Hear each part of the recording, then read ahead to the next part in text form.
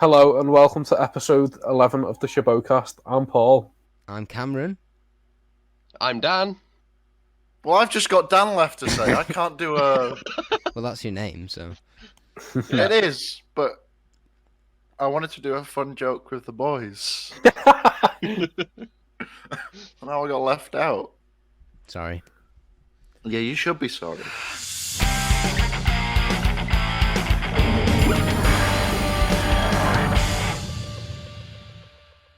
How is it that I'm the one coasting on 40 minutes of sleep, yet Paul looks like he's about to die? Yeah, You just seem to have the energy of a man slowly passing away from Alzheimer's. Well, before we recorded, I was ready to punch through a wall because I was very... Oh, It was the very minor things that were pissing me off. Oh, ho, ho, ho, ho, ho, ho. That'll come ho, later, ho, won't ho. it? Teaser ahead. So, but yeah, it was like I went to put a coat hanger on a door handle and missed and almost punched the wall with it in my hand. Ah, Well, don't do that. I was very annoyed. I put something in my nan's bin and it fell out 3 times. And Is that a euphemism for something? No, it is not. Jesus Christ. That's unfortunate. Oh, How are we all this week? annoyed. I was alright I'm until you made that alright. joke. I feel like that's normally Paul's territory to occupy. Paul's the the one who gets unpleasant the joke. My poor nan next door watching Ghetto the camping on Family Fortunes. That is an odd He's man. annoying. And that's coming from someone in catering. But Yeah, to be take fair, that. 100% of the caterers I've met have been pretty annoying. Oh. We are. Especially those called Cameron. Yeah, Oh, those ones are the you worst. piece of shit. Absolute Cameron. psychos. So Nobody loves you or likes you. All loves you. Oh, I forgot he had the deer head or whatever it is on his wall. Cameron just put his head down in shame, but as if he was crying to himself, and behind him emerged an animal's head hung on the wall. Is that It's a real... It's Okay, fake. that's good. It's a that's Christmas good. decoration. It's a reindeer head from the range. I put Okay. it about 3 Is years it That's ago. real? even more messed up. Is You it killed real? her. Well, that's the thumbnail sorted. No, it's got a normal... No, it's one of the other ones. Oh, you killed one of the Dancer. other. I That's thought it was it. Prancer, to be honest. It wasn't wearing a collar. I just... Blitzen or Or Vixen. Vixen. We're on 4 now. Rudolph. Is he included? doesn't How many count. are there at the 9? There's 9. Seven. And Rudolph is the Prancer, 9th. Vixen, Cupid, Cervix. Cupid. Roger. He said Cerberus. cervix. No, no, I don't know Scooby-Doo. what was. And then Peter Capaldi was the last one, I think. Yeah. Yes, Yeah. yes. And also a bit of artwork with a line on that my dad got in Kenya when he was in the army. Nice bit of Cameron's dad trivia right there. Add I that to have no the idea wiki where in page. the world he is right now. That's what he wants you to think.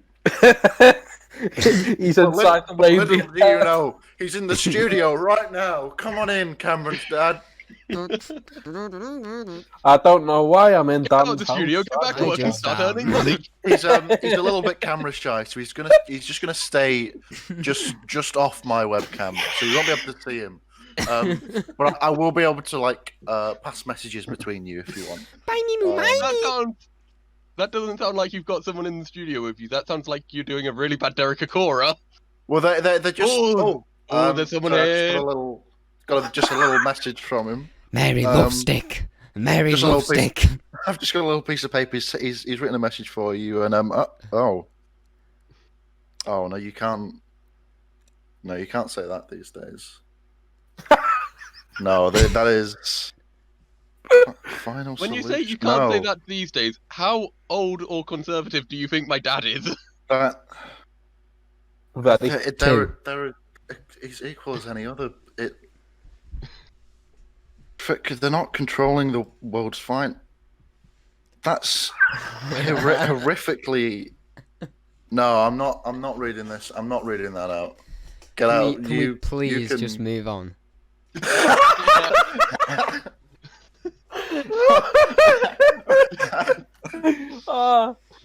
This better not get cut out.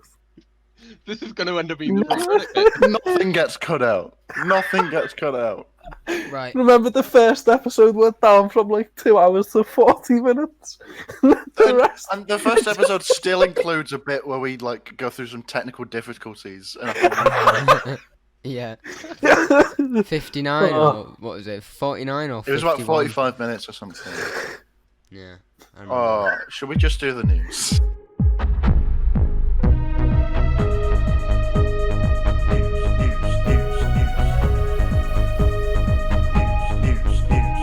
The news. We all joined this call an hour and 20 minutes ago, and we're only just getting to the news. I know.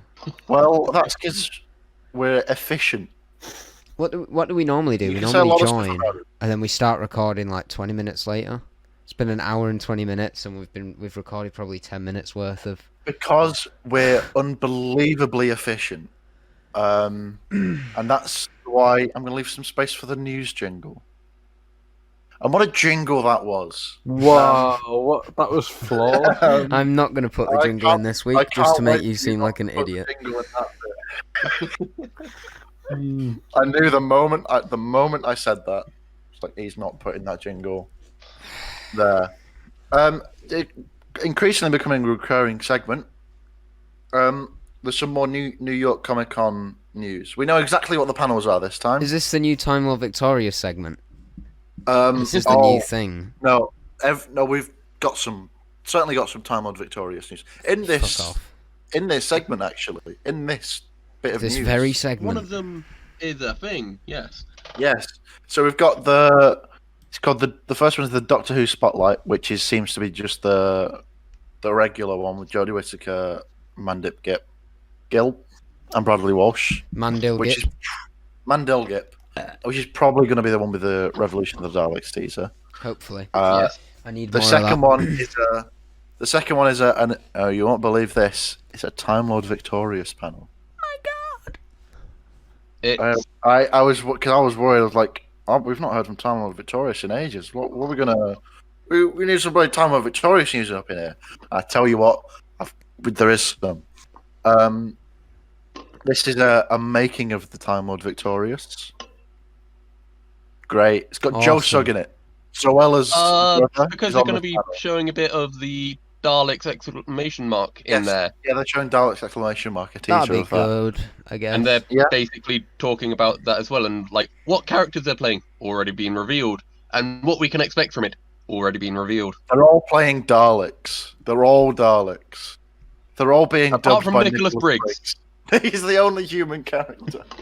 And As then this himself. was the most initially intriguing, and then straight away not intriguing at all. Panel. The third one, which was a Doctor Who Games panel, hosted by Maze Theory, Damn, who son. I think are some kind of development team who did. Apparently, there was a VR game, a Doctor Who VR game. Yeah, The Edge of Time. It came out about last November. Yes, I think. November 2019. One of the best versions of the theme tune ever, and if you haven't heard it, Oh. go and search it up. Yeah, it Now. does look very good, but I haven't played it because VR doesn't work properly with my eyesight. No, I don't Well, think I'll apparently ever that get was the around first of a trilogy of games. And they're going to be First talking I'm hearing about of it. some more games. Some more games is what we can expect from that, I would say. And also, Osgood is on that panel for some reason. And Paul appears to have left us. More He's technical back. issues. He's back. He's back. He is back. Thank God we can't be without him. Because the one thing we need on this episode is more technical issues. Yeah, so that's all the panels. There'll be 3. They'll be airing on youtube.gov. .gov. Yeah. Okay. What? Yeah. What's that? It was a little joke. Oh, A little joke for you there. I'm too slow right Um, now. I'm so tired, and you know. Yeah. So that's New York Comic Con. Considering it's going to be on the internet and not in New York, I'm not sure what makes it New York Comic Con. Maybe everyone will be thinking about New York while it's on. It's a really nice place. I've been twice. It's really nice. it's my flatmates from New York. Yeah, I went and Yeah. saw wrestling at MSG, and it was brilliant. Any thoughts? Not really. The main Great. Doctor Who panel looks interesting. Hopefully, there'll be a bit about Revolution. I reckon that main panel is just going to be a lot of like spinning in circles until the end when they like release the trailer. Or they'll release a trailer at the start and then talk about that trailer in a trailer breakdown, thus negating all the need for the YouTubers doing it. They're gonna do the trailer breakdown themselves. They're gonna bring out big red arrows. And they're gonna have red hula hoops, and there'll be the big red circles, and they'll look surprised. Yeah, and then they'll ruin it for all of the trailer breakdowners on YouTube. Apart from the people who breakdowns of breakdowns, I've seen them. They're weird. What? I have seen a trailer breakdown of a trailer breakdown before. Is Emergency Awesome still a thing? Sadly. Terrible. I lost patience with that channel. Is Shoboken long Who ago. still a thing? Same. Oh, unfortunately, I Sadly. lost patience Terrible. with that channel a long time ago. It's barely a thing. I haven't posted for a few weeks now. Do you know what is a thing? Not that long ago. What is a thing? The news. Carry on. And the next, do you know what is? Dan, do you know what is a thing? No. Time Lord Victorious? The next bit of news, and it is, you won't believe this one. It's an exciting story. I would say this is the biggest news story in the world. I would say ever in recorded history. This is the best. Should we take And a I'm few? glad- I'm just going to take a few guesses as to what this news might be, Dan. And Because I'm glad Paul sent it my way. is You it? can take a few guesses. Is it? Murray Gold is releasing Series 10 soundtrack. It's not. It's not that. Is it I'm sorry. bigger than It's that? not that big. It's bigger It's than bigger that. than that. Okay. It's bigger than that. Dan. Oh, It's have large. Lego made a deal with the BBC for more Doctor Who sets? It's It's even bigger than that, right? bigger than that. Okay. It's bigger than that. Okay. They finally Why? made Dimensions in Time available for home release. Not quite. No. Right. Even They've colorized all of the Hartnell and Troughton episodes, even the lost ones. closer. Added in CGI elements for no reason. It's even bigger than if Dan, say tell us. Patrick Troughton came back to life. You won't believe it. The Doctor Who Twitter account is now orange. Yeah. That's what we were waiting for. It's orange now. The YouTube channel is as well. It's now And run. this is new. And the Instagram. This on the is Facebook. new. But seriously, Um, is it now run by the official? It's- BBC. It's now run by the BBC Studios as opposed So, to just Dan, the BBC. It's If run by you've the if you've done your job, yeah, if you've done your job this week researching the news, yeah. who the fuck was running it before? Because I weren't. It was just the. So the difference between the BBC and the BBC Studios is Taxes. well, yeah. The BBC is like the trust that all the taxes and license fees goes to, and technically BBC Studios is a private company that the BBC Trust has all shares in. So the BBC Right. Studios is the actual production company that makes all the stuff. So the running of the Doctor Who Twitter account has passed from the BBC to the actual production company, and apparently this is news because it's orange now. You won't believe it's orange. It's a total rebrand of the show. Total rebrand. Get out of here, Total Recall. This is And total for this rebrand. week, we turn everything orange. We turn everything And orange. you'll notice we have now made the Shobocast logo orange. That's right. And we've also transferred ownership of the Shobocast from the BBC to the BBC Studios. From Dan and Paul to Dan and Paul Studios. Paul, since you were so insistent on this being a news story, what? I mean, if you were so insistent on this being in the show, surely you must have some incredible things to say about it. It's like It's frozen. This video's frozen. That's how good his things he has. Screenshot it. Well, so Got it. I can't with the hear this. This must be good. Oh, he's gone. He just left. Oh, he's back.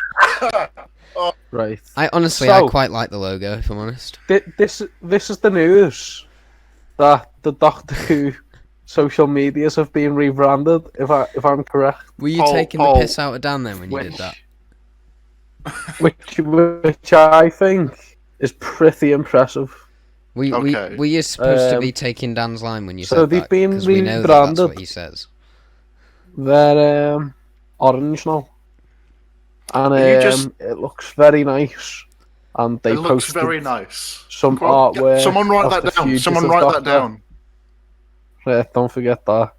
And they posted some artwork of the fugitive Doctor, which looks very nice. Write that down too. And Are we getting? And You're it writing looks this down. very good. This is good shit.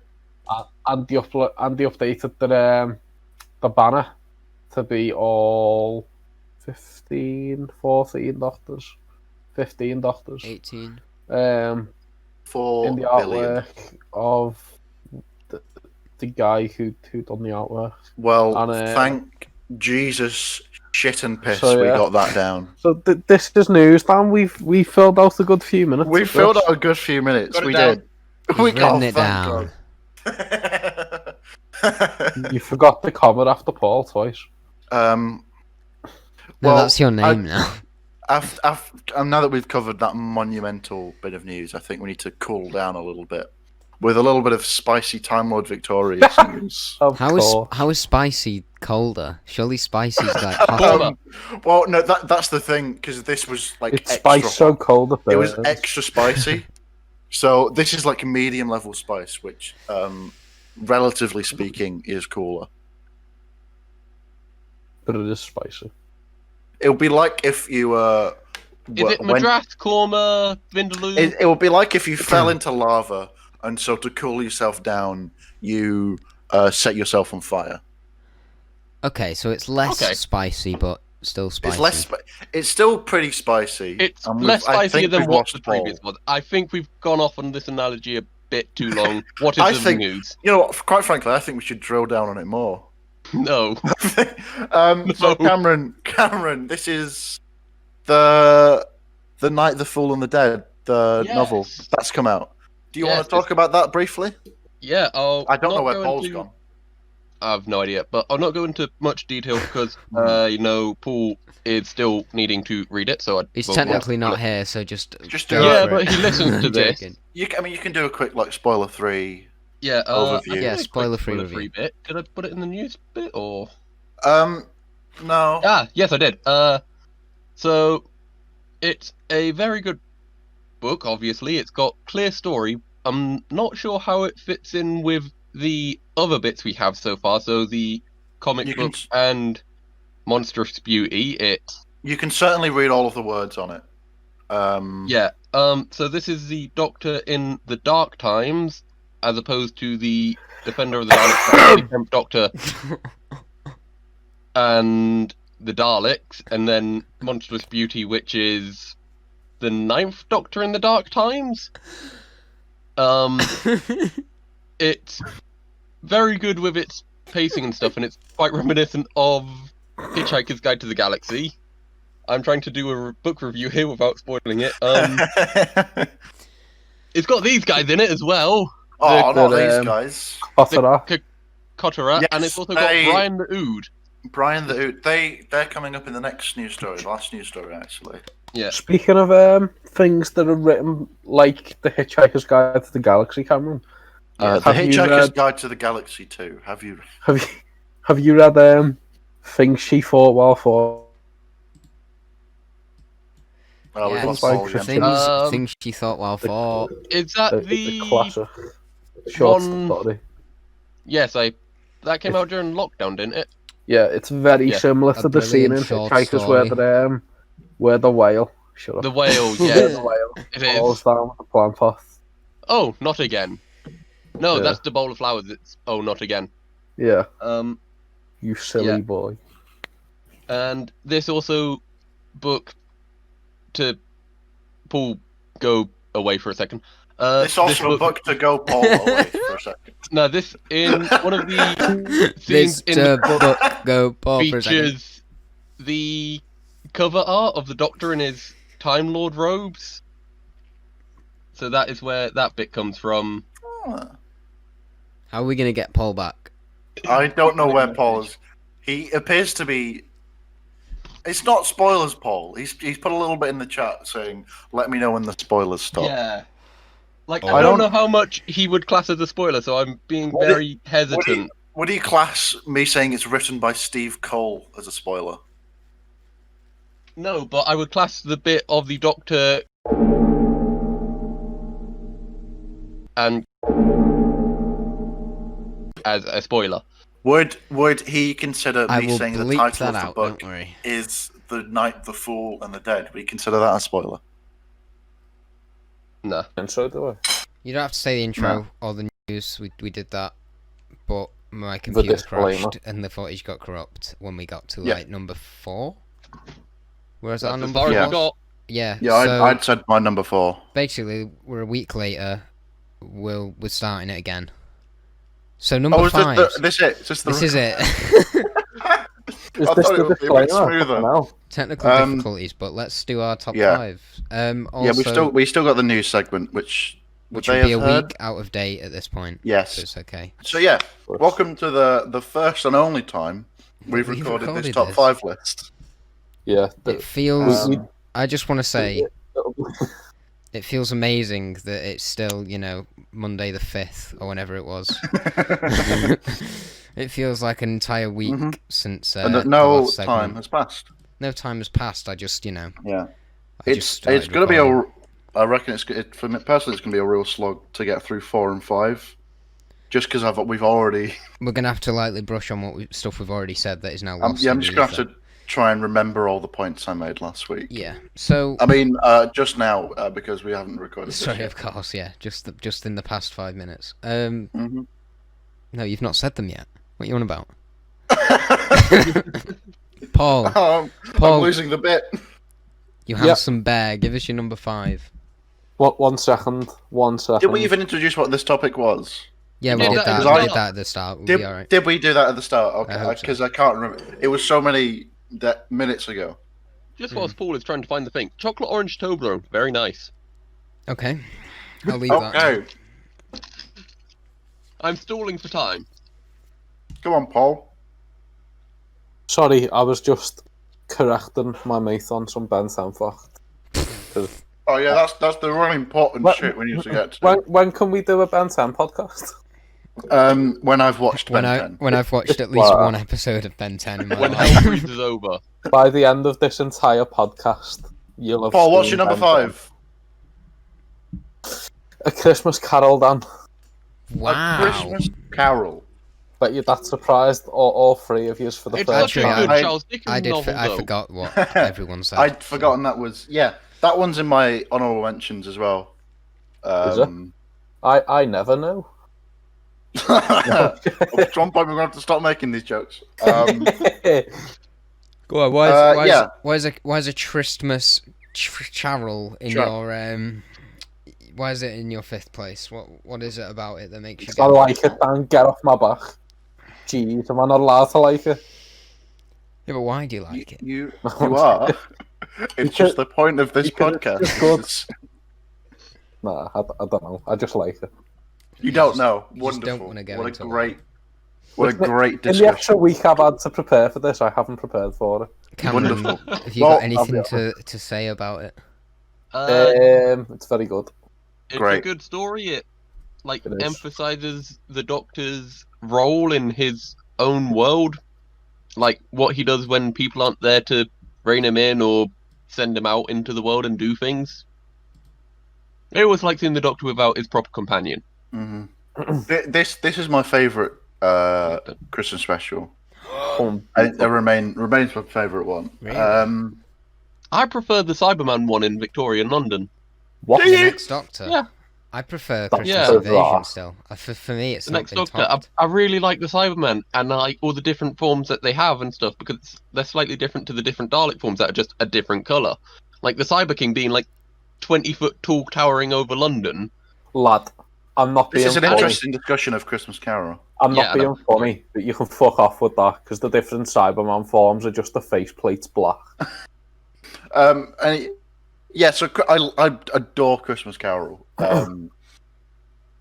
It's got some of my favourite. It's one of the my most Stephen Moffat-y scripts there is. Yeah. It's got some of the best use of time travel in Doctor Who. Absolutely. The way that they do the Ghost of Christmas Yet to Come. With the twist that he's actually just showing he's brought the child to the future. It's so well acted as well. Yeah. Michael Gambon going so method as to revert himself to the child for those scenes is just like, wow, how did we do it? Yeah, it's probably something else I wanted to say about it. It's very annoying for people trying to work out the rules of time travel in the Doctor Who universe, because in some episodes it's been seen as a mutable past and then immutable pasts, and it's just time travel in Doctor Who works. However the hell the writer wants it to that week. That episode, it works on an episode-to-episode basis. Yeah, which I'm fine with. Like in Orphan 55, where they're like, this is just one. Paul, this is a podcast about good episodes. Whoa, I agree. I don't even know what episode he said because I was looking at my phone, but whoa. Take a wild guess. What was it? Take a guess, Dan, go on. What was it? Guess the episode, Dan. You. What was it? What's he doing? Oh my god, Discord's been so laggy. Hang on. Yeah, I adore Christmas Carol. It's weird that I've talked about it more than the person whose list it is on. Do you want me to say a few things about Christmas Carol? I would imagine. I like the song. That is. I think it's Catherine Jenkins. Following on from Series 5. It's great.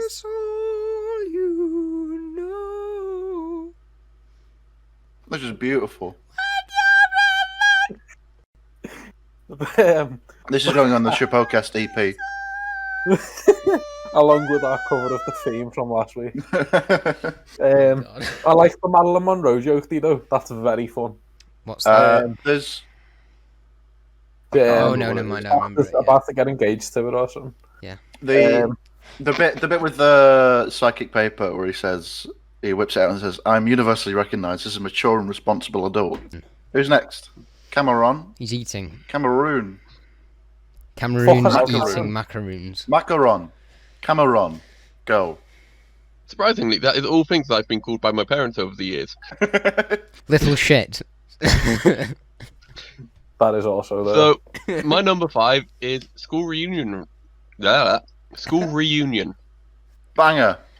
Which reintroduces Sarah Jane and K9 to the modern series and is basically just David Tennant being a massive fanboy for 45 minutes.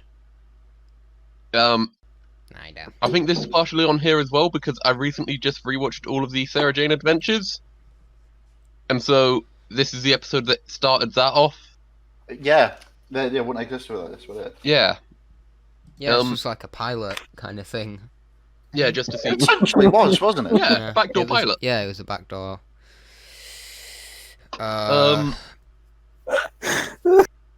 Shut up, Paul. But, are you okay, Paul? You. Yeah, I just really like this episode because I really love the nostalgia feel that you can see coming through in the script writers and some of the cast as well. When it's like, here's Sarah Jane from the classics. This is what we grew up watching. And I think Mr. Finch is it. I think he's a great villain. Anthony Head. Yeah. Anthony Head is just brilliant in everything. He's writing an article about me. He's so self-obsessed and yeah. He's so slimy. And slimy's the word. It's got this little guy in K9 and a fucking slimy little little man. K9. Do. If I wanted to go a bit bigger, I've got this bugger as well. That's too many K9s. I don't know where the panel gone. Where's his ears? I don't know. Where's his dick? Dan. That's what we'll be using our K9 and Company recreation. But for that, we need to meet up in person. You can't do that. No. Oh, we can. Unless you stand It'll do the yeah, entire School thing Reunion is 2 a- meters away. Yeah. School Reunion is a great episode. Yeah. Toby Whitehouse is a writer for Doctor I really enjoy. Hmm. And I wish he'd come back. I want Bring to him see him back. do more. Well, he sort of had his own farewell in Twice Upon a Time as well, Toby Whitehouse, because he is the German soldier in the trench. Oh, yeah. A Solid. brilliant episode. It nearly went in my top 5. It's basically like my number 6. Yeah, it's Yeah. in my honorable mentions as well. Yeah.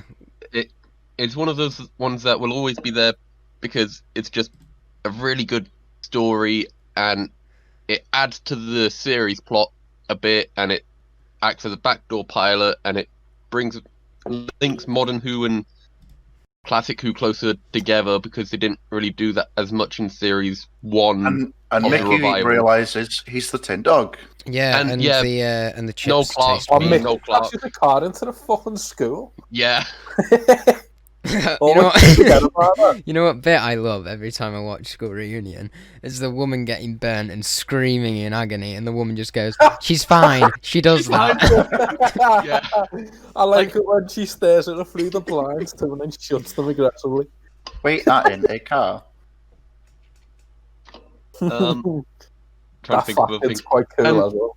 Like, it isn't as emotional at the time it was broadcast, but the ending of the Doctor saying goodbye, my Sarah Jane, since her death and everything was so sudden, it's like, It's aged really well, that episode, because of yeah, it's everything aged that's really happened. well, and it's just like, it's a beautiful memorial to Elizabeth Sladen. Like, all of her other memorial shows that they made Mm-hmm. aren't really as good, whereas Wow. this is.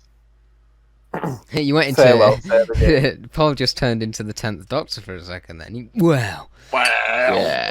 I completely Yeah, it- unintentional, but throw it on the impressions if you want to. Go on. My number 5 is Pardon me. Autumn 55. Mummy on the Orient Express. And Banger. I'm going to try and cover this and not say the exact same things I said last week. And I'm not going to I'm not going to try and do what Paul did and just say just like it. Well, Dan, I But listen, I didn't know what to say. I just like it. Okay, that I know it's not perfect, and at Well, the start and at the It's end, got a banging Queen cover in it. it has. I do enjoy that version of by Don't a Stop Me Now. singer who's no longer doing anything. Perkins, the point of view footagey stuff, the timer in the corner of your screen, Frank Skinner is in it. the whole opening, the whole cold open's great. There's a train. Perkins, there's a train in Frank space. Skinner is in it. Perkins, Clara's not terrible in it. Perkins, Old people there's die in it. some people on the train. And Gus. there's a mummy. and Perkins, and I think that's why that's And my Frank number Skinner's 5. in it as well. I just enjoy the You didn't Doctor in mention it Frank and Skinner being Perkins. Perkins. What? You didn't mention Frank Skinner being Oh Perkins. yeah, Frank Skinner's in this one. He plays a character called Perkins who is alright. Oh, did he play Perkins? I didn't realise Frank Skinner was in this one. So that's my number 5. Dan. Hello, that's me. I'm Dan. My number 5. Fucking hell. The World Enough in Time and The Doctor Falls. Yes, I Ooh. rewatched this the other day. It's a so very good. choice. I think I prefer The World Enough in Time more than The Doctor Falls, Mhm. but I can it's see so that. solid. Sorry for interrupting you before you even got to say your point. Go ahead. I can't remember what I said last time. It's good. Yeah. Oh, yeah. That's. I personally, if like different, maybe like things are slightly different with the canon. Like, say, Peter Capaldi was the last regeneration in that cycle. I think this would be the perfect finale for Doctor Who. Yeah. Not that I want that to happen. I'm glad it's still going. Yeah, but if it But- had to, you'd be satisfied. Yes. Yeah. Yeah. Yeah, I get that. It's the Doctor choosing to lay down his life to rescue just a small handful of people. And it's his fault as Um, well. That's what I like. It's his fault that is. all of the stuff has happened because he's the one who decided to do that exercise to try and test if Missy could be good. Hmm. Like he's the reason Bill got killed, and Yeah. yeah, it's a good one. Hmm. Yeah. I really loved Bill, and I think this is a a great conclusion to Definitely. to her arc. So sad. It's so sad. And we Um, get different great Cybermen versions because we get the Mondasian ones. We get We do. the Cyber Yeah, the ones, we get- Mondasian Cybermen as well. Cyberman. We get the modern ones from Nightmare and Silver. Yeah, they that all aren't just fly a the- fucking faceplate The weird thing is, difference, right? unlike a the- different colour Dalek. The black hole in that episode looks incredible. Mm-hmm. And then you get to the Doctor Falls where the Mondasian Cyberman shoots the Doctor. And that shot looks... I'm sorry, it might be one of the worst things ever. It does look a little silly. It looks so bad. 'Cause It looks a little bit silly. there's no weight to it. It doesn't... Nothing happens on Capaldi It's a for it laser. to look real. Yeah, I know. The way that it touches him... And the way he moves... It's like it last minute looks so After bad. Effects. Yeah. You can tell, like, Um, the money went into the black hole. Not literally got sucked into a black hole. How did it get there? Oh, bloody hell. Heard At the end of the day, all money will one day get sucked into the black hole. All money will one day get sucked off into a hole. Ooh. Yeah. My number 4, like many people's number 4, is the number 4. What? I'm joking. Great job. I know, yeah. I don't expect quality content from me today. But What's your number 4? Utopia, The Sound of Drums, and The Last of the Time Lords. Yeah. Last of the Time Lords. Pretty good. Yeah. They are amazing. As we all know, Doctor Who's never been political. But Never. This was the first not- time not it was, I think. no, this was not even in No, this. no episode. politics in this one. Only when the Doctor became a woman and he got all muddled up with gender politics did it get political. God. As we all know. Stupid SJW is ruining my Doctor Who. I know, yeah. I'm sick Classic. and tired. Coming here with their women and Taking putting them in things. Taking our What have Doctor. gender politics ever done for us, apart from the aqueducts? And medicine, and roads. Jamal, I Really preferred your it- shit. I preferred it when there was no women in anything ever. Paul, talk about your number 4. It's ironic because people who say that have never had a woman in the bed. Well then. Is that your review of Utopia? No, Utopia is flawless, I reckon. Like, it's such a okay. rush, that episode. the future kind are a bit weird, but they're not bad or anything. You get that awesome music, you though. know when you see the Just the Murray Gold future just picked time- up a guitar one day and just went... Do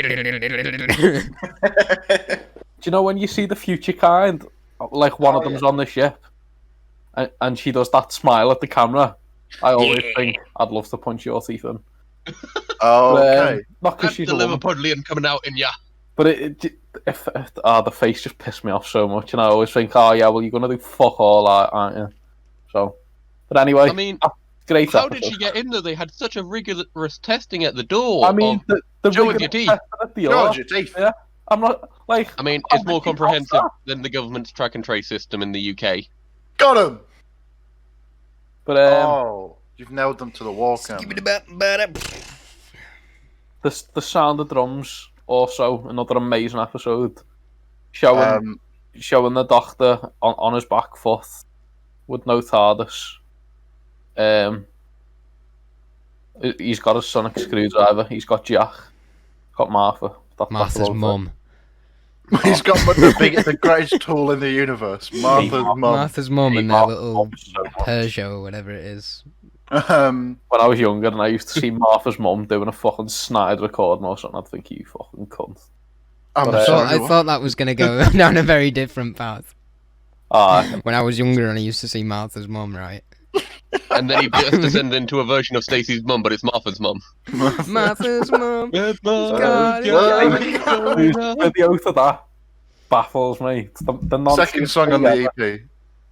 And then at the end, fucking, she catches him wanking over his mum and she's made up about it. Like, what's going on? Stacey. It's Yeah, no, like- I forgot that bit was in Lost of the Time Lords, but It's what the master sings. He walks Is it this into one the or the room next and one that goes, also has the "I master can't watching decide." Teletubbies? Yeah. Which like Just like in the Sea Devils. Sea Devils, where he's watching the clangers. Yeah. John Sim is brilliant as a master, though. So, Very what is camp. clangers? Huh? What's the clangers? It's a old Oh god. children's TV show. Is this the important bit? It's still going. Yeah. It's What? a revival. It's a revival. It's still on TV. A revival So is this, remake. Cameron? Just search up Huh? So is clangers. this? We'll So put is a Doctor clanger in Who? the thumbnail for this one. Put a clanger in the thumbnail. Yeah, I like John Sim as the Master because it works the same way Delgado does in Pertwee's Era, in that he's a direct mirror of the Doctor. Yeah. He's younger. He even says it himself before he regenerates. He's saying, like, if the Doctor can be young and whatever, I can be that too. And it's quite cool that he gets to kind of decide. So Sim's Long being my favourite master until Sim's long. Sim is long. Sim's very long, Sim is very long. Long John Sim. but until recently when he was replaced with the Long Harn. Sim. However, watching him in this 3-part was just phenomenal. Like, it's got such a great story throughout, and the way it ends is just heartbreaking as well. Long Like, Sim. Long Sim. Long Sim. Fucking hell. Go ahead. Right. Macaron, number four go. Number 4. Is Spyfall. Oh, okay. Yeah, son.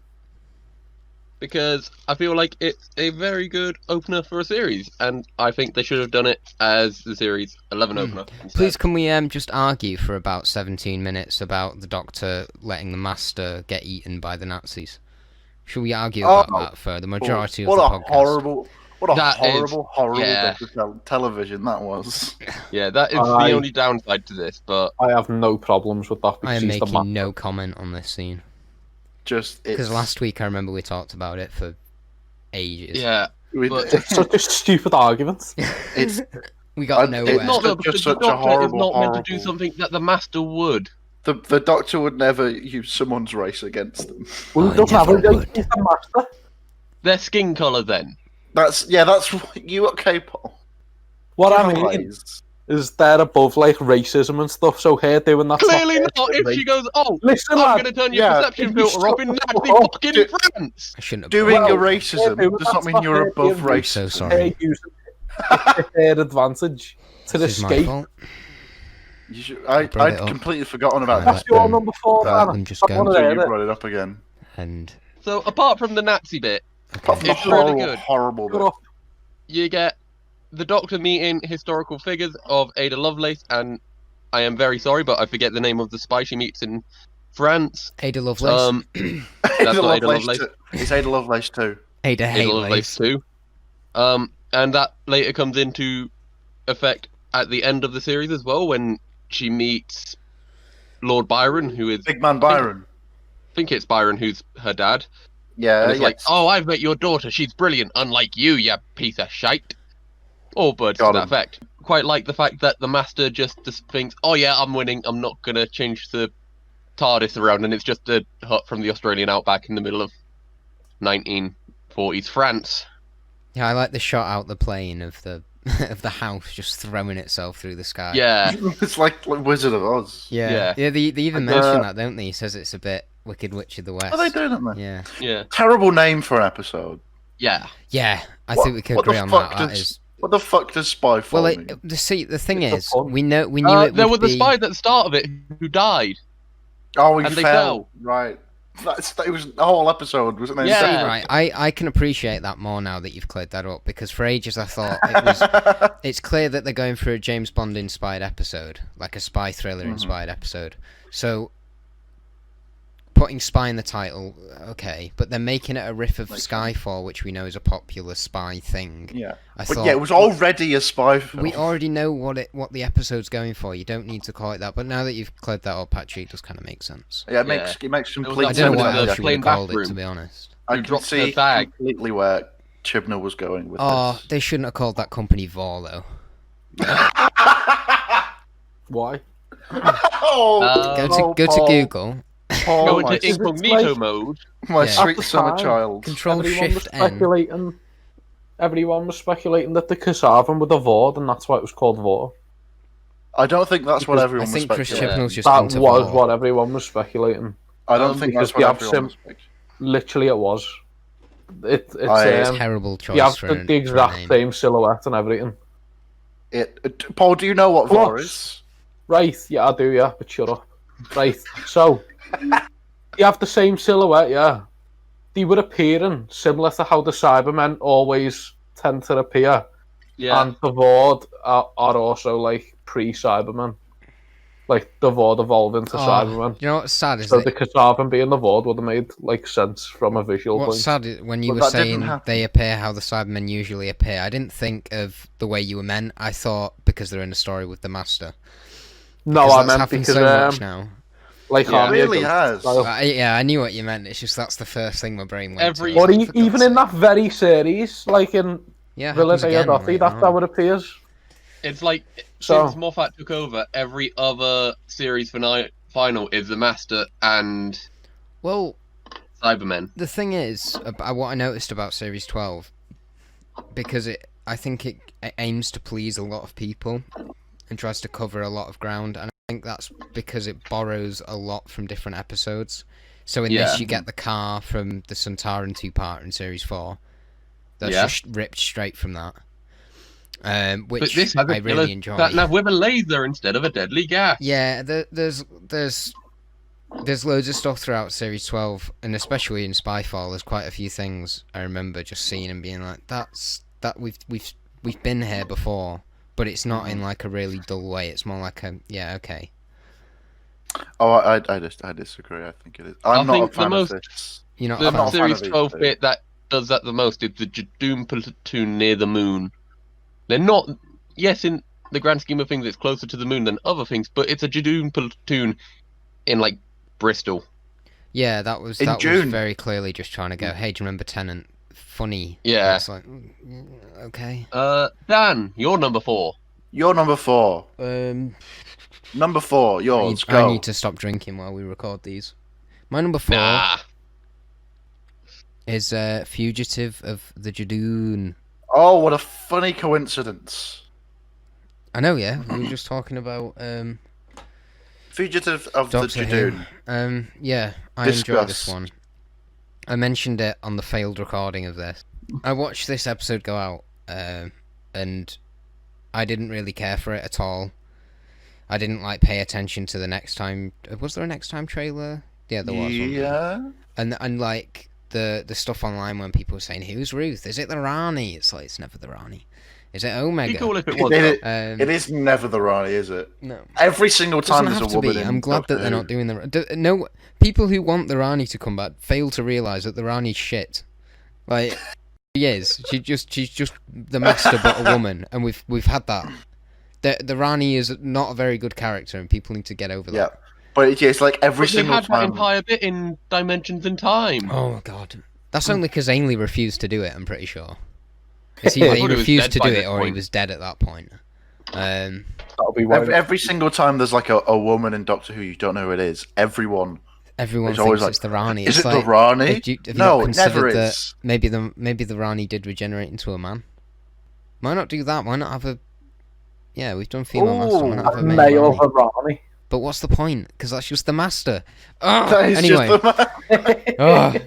Weirdly, I know that this is the main set off for the Timeless Children stuff, which I'm not a fan of that Yeah. thing. But it doesn't mean that I don't enjoy this episode any less, because it's I don't know. I love it. I love all the little bits. I love the weird little RTD era side characters. The guy in the fucking bakery, lad. Yeah, Best character ever. I love the Jadoon captain, and that they named The- them when, after Paul Condon. When the Jadoon gets pushed and he goes, oh. Yeah, It's just and the animatronics for the Jadoon as well have improved so much since Series 3. Mhm. And even in Series 3, they still look great. Yeah, Mad. love it. Love Ruth's TARDIS. I think the interior and the exterior are just chef's kiss, shall we say. That interior is one of the best ever. It's so cool. I hope they've still got the set, I'm sure, so they'll be reusing it. Yeah, they wouldn't have fucking binned that. No. They'll be back. What do you think? Because I know, Dan, you probably like it a lot less, I'm guessing. I enjoyed Hey, it woman. of that series. I enjoyed it more than fuck you. Few other things. It was a weird episode though. I found. Yeah. Like it was more You- preoccupied with like setting stuff up for later things than being a contained episode in and of definitely. itself. But I think Even if But I like if I, something interesting does end up happening with it, I like the reveal of Ruth. yeah. If they do something good with it, I Even if Jack's back. mentioned last time I talked about this. I mentioned that it's one of those episodes that's like an event thing. Like I struggle to break it down and criticize it as like an episode as a solid thing because it's not there's like not much. it's like Day of the Doctor, which I know isn't perfect, but you look back at it and you go, "Oh my god, do you remember when that happened?" That's what Fugitive is like for me. It's got the same energy to it, so I just like that. You I watch can it see and you're that. like, yes, this was cool, and then that's it. Yeah. even if you didn't like Fugitive, you'd have to admire how The everyone balls of what he did. No, how The everyone balls on Chibnall thought, for doing this. shut the fuck up. Sorry. How everyone thought that it was just going to be a normal episode, like, and then it had not only like another Doctor, but fucking Jack as well. Jack was Like- back. Like everyone 5 just thought, oh, it'll be like a little silly Vijadoon episode, and then Chibnall just fucking got his cock out and started. The only problem I have with Fugitive is because they have the Fugitive Doctor and then Jack, and then they hyped up the last episodes going only 2 weeks until the explosive final, and it was just the everything Master changes.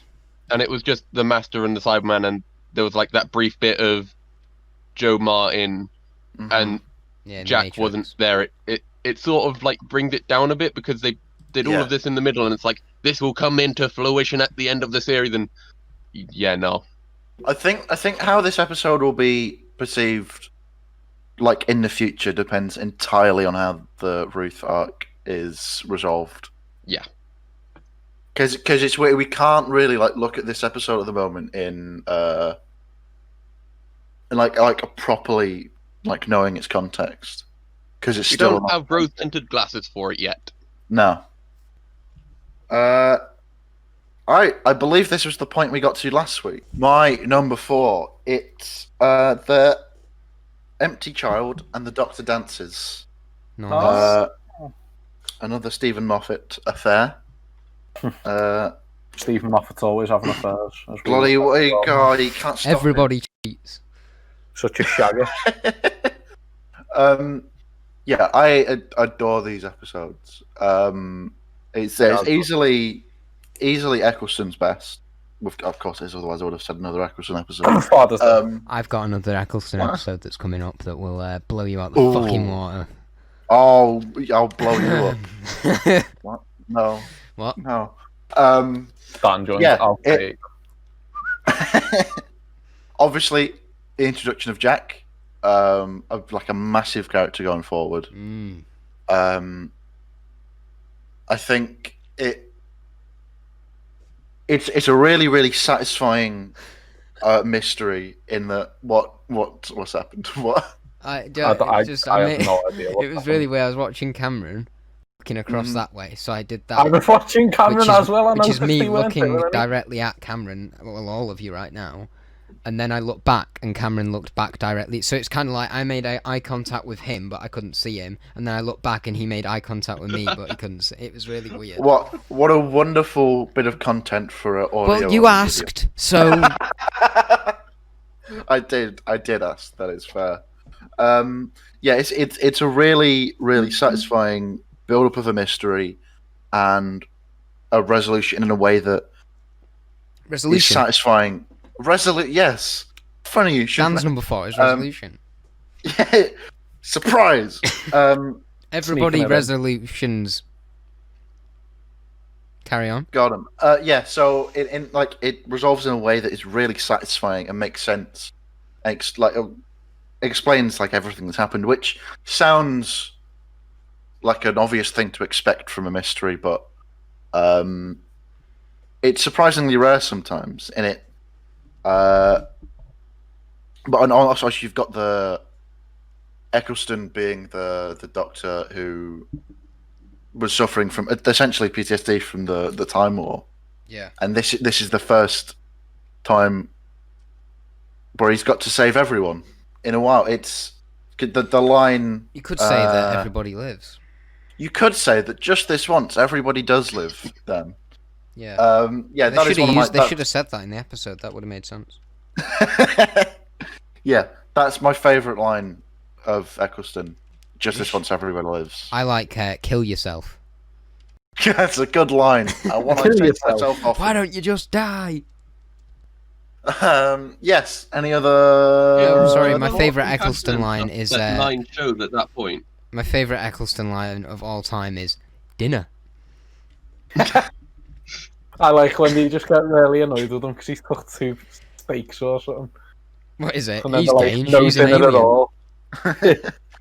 Oh no, it's Can't Big remember This Fun. does what really you show a lot of Christopher Eccleston's range as the Doctor. Like, you get the angry Doctor, the sad Doctor, the happy Doctor, the comedy Doctor. The Naked Doctor. Maybe not that. Bow, chicka, bow. This is also, unless you count Curse of Fatal Death, this is Stephen Moffat's first episode of Doctor Who. Yes. Yeah. Which to some people is good and to some people is Stephen Moffat. But Well, no, because Steamo in the RTD era Big- is big way SM. way more enjoyable than in his own era, I think. I as much as I adore the Moffat era, I think it is probably not unreasonable to He He say had a that. lot of things on his plate when he was showrunner of Yeah, Doctor Who. He had too much going on. I think he's a great Yeah. writer, but he had too much going on. Yeah, it's not unreasonable to say that some of his best episodes Some were of ones some of his where- best ideas as well. He reused the shit out of. Yeah, there are a lot of Database of dead people. Yeah, But there's a lot of Moffatisms I've noticed over watching his episodes. There's the classic browser history. well, there's classic Watch you porn. well if this thing is happening, This episode what's is making fun. that noise? Oh yeah, that happens loads. He does that like when the tape runs out. They say, well, if that's the tape runs out, Oh, who's and the saying clock. the thing? And Yeah, and the clock Oh, in that. Oh, and the oh, what was it I noticed about? there's a weird little thing in Let's Kill Hitler, which I think is one of the worst handled stories like ever. But the bit where Amy and Rory are saying they can hear something, and he goes, "What's that sound?" And I think Rory says, "Oh, I think that's just Hitler in the cupboard," and you can hear one of the silence over it, like the sound. Oh, that's very cool. I remember seeing it on YouTube years and years and years ago. At this point, I was like, "What the hell? Why? How?" I never realised that, and obviously I haven't watched Let's Kill Hitler since because of it's Let's Kill Hitler. But it is a thing. If you ever find yourself watching it, pay attention, turn it up because you will hear a silence. Huh. It's really One cool. thing, another thing Moffat done twice is It's this episode. There's 2 episodes of it. He did that. it twice. was It's what the was same it, Dan? first part repeated. Hey Dan, do you remember when I watched it? What's it called? The Empty Child. No, the Madame de Pompadour one. I forgot the name. Girl in the Fireplace. That's it. Remember when I watched it, Dan? I was messaging you about like Moffatisms that I'd noticed in it. Were you? Like Oh, the other Dan. the Doctor meets a child who he then meets again when she's an adult and then wants to take her as a companion. Yeah. There was something else to do with that as well. She has like a clock, a broken clock on a wall, and Amy has a crack in a wall and that, whatever. But there was something else that was like, I think it was from something that he'd done in his previous episode, which was the Doctor dances and that. But I can't remember what it was that he'd also done in that, and I was like, what, Moffat lad. I don't know. But yeah. What a great insight. I wish I could be of more help. I'll see if I can find it in mine and Dan's chat. But Yeah, this is easily my favourite of Series 1. And actually, for a very, very long time, The Doctor Dances was the only episode of Modern Who I'd never seen. Because I was so, as a 5-year-old, I was so scared shitless of the the gas mask child. There's so many I told my people who couldn't, like, a lot of people whose parents didn't let them watch series 1 because it was that freaky. Well, no, my parents like wanted me to watch it because they were fans as children, Yeah. and I had to ask them. I don't want to watch the second part to this episode because I It's a was too nightmare scared for of it. For a Yeah. lot of kids, yeah.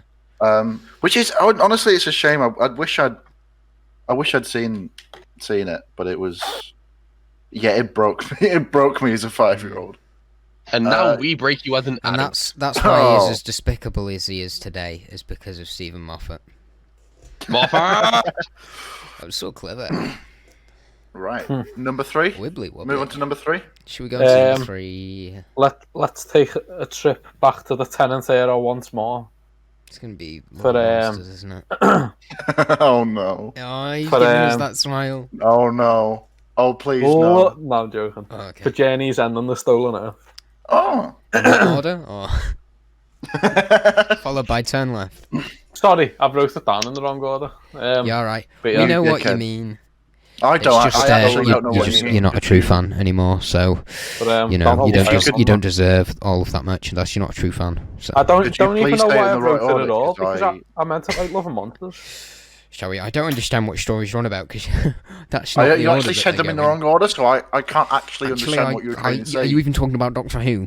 have you even ever seen Doctor Who? I don't actually know what you're talking about. I don't know why I've chosen this accent.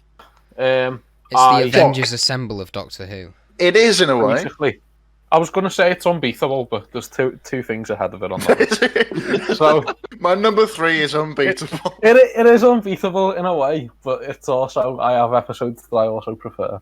But then if you catch me on the odd day, I'd be like, this is better than being alive. Which, you know, if you catch me on most days, I'd say that 'cause it is. But it's just so good. Like, the way the entire era just comes together, like, is just amazing. And the way it's Yeah, written, it is. especially, and the way they stretch the budget, and just fucking fantastic stuff. Oh, Like, fantastic. It can Tennant's it on form. earns. The thing is, like, a lot of the stuff in Journey's End that you can see, you can look back on and think, oh, this. I guess this would be a bit cheesy, but it's not. Like, them all flying the TARDIS together, and you've got the Song of heartwarming. Freedom just blasting. It earns it so much. Yeah, this was an episode I had basically completely 360'd on. Because I obviously, like, when it came hate out it now. in 2008. Well, no, when it came out in 2008, I loved it, obviously. And then when I was around 14, I decided it was awful. My reasoning was, I can still kind of understand this. It was, I think the phrase I used was, it's like Russell T Davies masturbating over a script. well, he's Look at allowed. all the things I've done. There's He's a allowed, lot he's of- Only Russell John T Barrowman's Davies. script because he'd enjoy it. I think the end John of Barrow, time. there's a lad out. I think the end of time is a bit more like that. Yeah. Yeah, but Um, I know what you mean. The It is goodbye very, sequence. but it's Yeah, such a but- big. It's a payoff. So Yeah, but like think about it now. It's like, of course you want to see that. Yeah. Of course, if like the entire planet was stolen, you'd be like, well, what were Torchwood up to? What was Sarah Jane up to? What were everyone up to? I do think it's created not that actually. But like the End of Times created a trend of every companion that Doctor's had shows up when he's dying. Like, it makes sense for Tennant because he goes and visits them, and then it makes sense for Smith because it's in his head, and then with Capaldi they're like, let's just get them all to show up via a robot. And I would argue it makes more sense with Capaldi than it yeah, does with it Smith. happened with 5 as well. Anyway, the other one I was going to say is he mentions bananas, like always bring a banana to the party or whatever in the Doctor Dances. Are you and then talking about he Journey's brings- End or Doctor's End? I said I'm backtracking a bit, Dan. So, he mentions bananas in that episode, and then in his second episode, the girl in the fireplace, he also fucking brings up bringing bananas to the party. Don't know why Moffat's always bringing bananas to the party. Unless So it's what you're saying like, is a you euphemism for something. you love the series 4 finale because of the girl in the fireplace. No, that's irrelevant. I'm going to go Your back favourite and bit of talk Journey's about End the is all the series bananas, now. isn't it? Please just talk about the episode. Shut up, Dan. But canal. If all you say is, yeah, I thought it was good, and then leave it there, I'm gonna kill you No, personally. Paul's latest buzzword Right. is godly. Sorry, what? What is she saying? Your latest buzzword is godly. Yeah, Godly. while recording this, you sent me a message referring to something as godly. Actually, He just In the last- retweets everything in his feed. He retweets and just puts godly. Do you know why? Because gods aren't real. So it has no bearing. Whoa, let's not cut Um, this. Moving on. Gods are only as real Anyway. as you believe them to be. anyway, do you want to talk I about the don't. Stolen Earth and Journey's End? Yeah, so basically, Because I can talk about it if you want to. I've got things to say about it. But it's good, innit?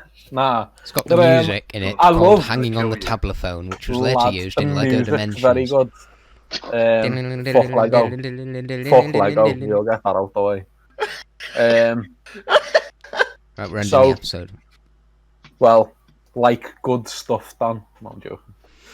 But yeah, I where did I start? Fucking No, Wilf's you in it. haven't started talking Wilf's about in it. it. Wolf is in it. Wolf is in Fucking it.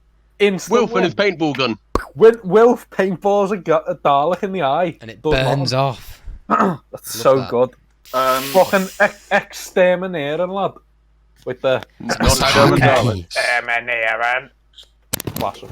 That Um, gives me an Osterhagen It's key. just full of the Osterhagen key, some weird shit in it.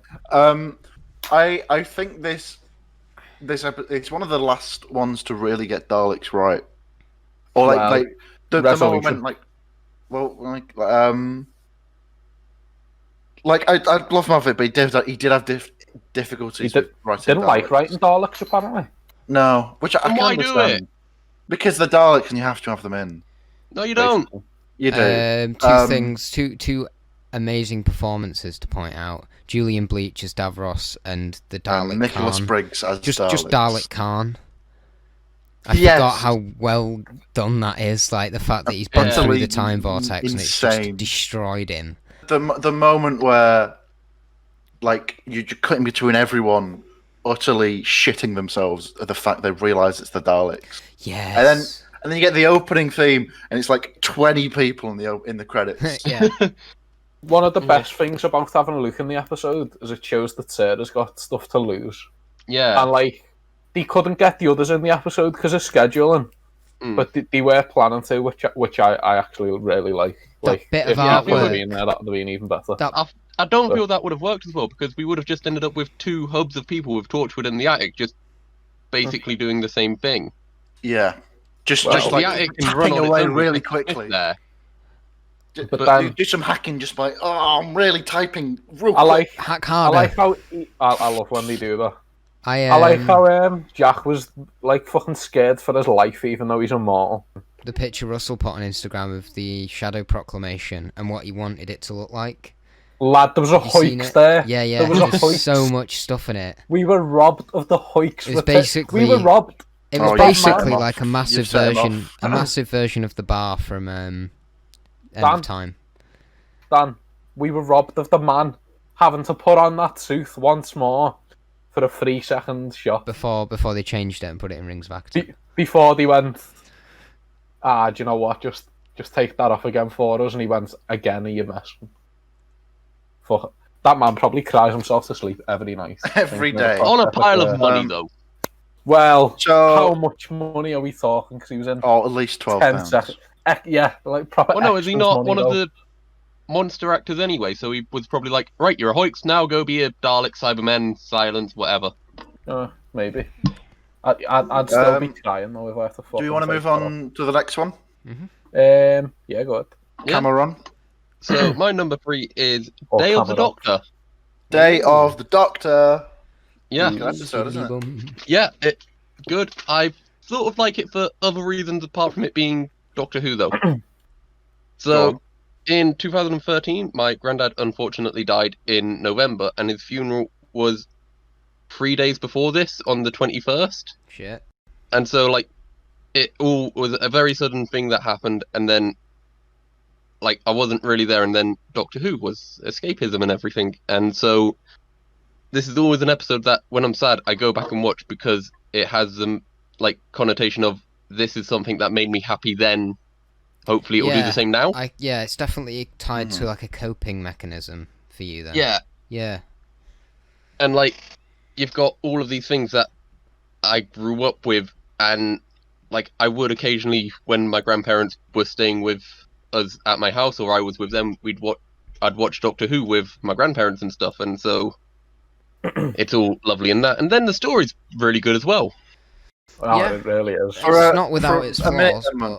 but it's For a a minute good then, when one. you were talking about it was, I thought you were going to say it was on the same day as your granddad's funeral. No, It is a. This episode is amazing that it exists. First Yeah. of all, not many. I feel like they TV should have picked between the Zygons and the Daleks, though.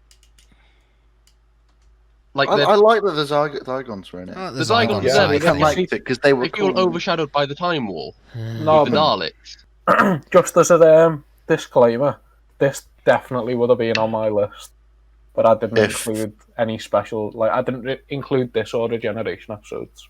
I watched. So what you're saying is, if you had less things on your list, this would have been on the list.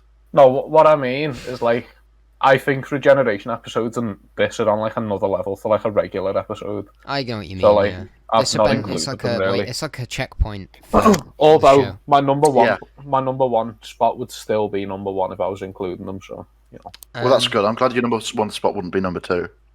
well, you know. Even though we don't know what it is. Love a monster, I think I isn't know it? exactly what it is. To be fair, Oh, I think we it begins all with the and ends in Doctor's wife, but we'll get to it. Well, no, it's not that one. Okay. But yeah, I watched Day of the Doctor when I was at the 50th celebration in London in the XL with a Oh, lot We of don't sick. care that. What was I gonna? So I watched it in the XL where it's like Manchester. It's not Manchester Arena, but it's like that kind of sound and kind of Surround. shape. Yeah, It's not Manchester Arena because it was in London. ridiculous. Yeah, Yeah. it's like the XL in London.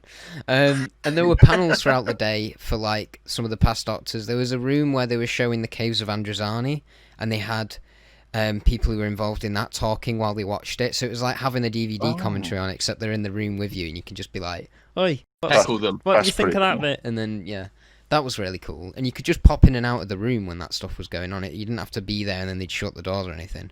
And loads of people were in costume, and I got lost, and I went to the toilets at one point, and Colin Baker and Sylvester McCoy and Peter Davison all walked past, and Colin actually hit me with his belly. Actually, I actually got hit in the face by Colin Baker's belly. That's a funny thing. I've when I get to my number one, I've got an You interesting... got hit by Colin Baker's stomach as well. I've got an interesting story about walking into someone involved in the episode I'm talking about as well. Damn. But yeah, and then I got home, and then the next day, which was the Sunday, they were showing it in the cinemas in Manchester.